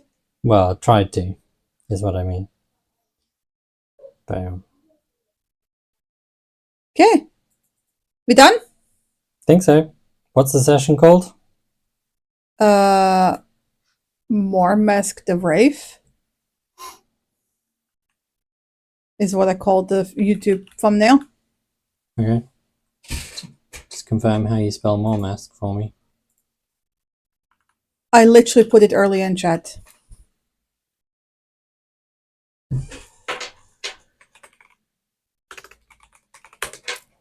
Yeah, but there's been a lot of chat since then. Yup. Is it Sunday yet? Indeed. Bye bye. Catch you next week. Bye.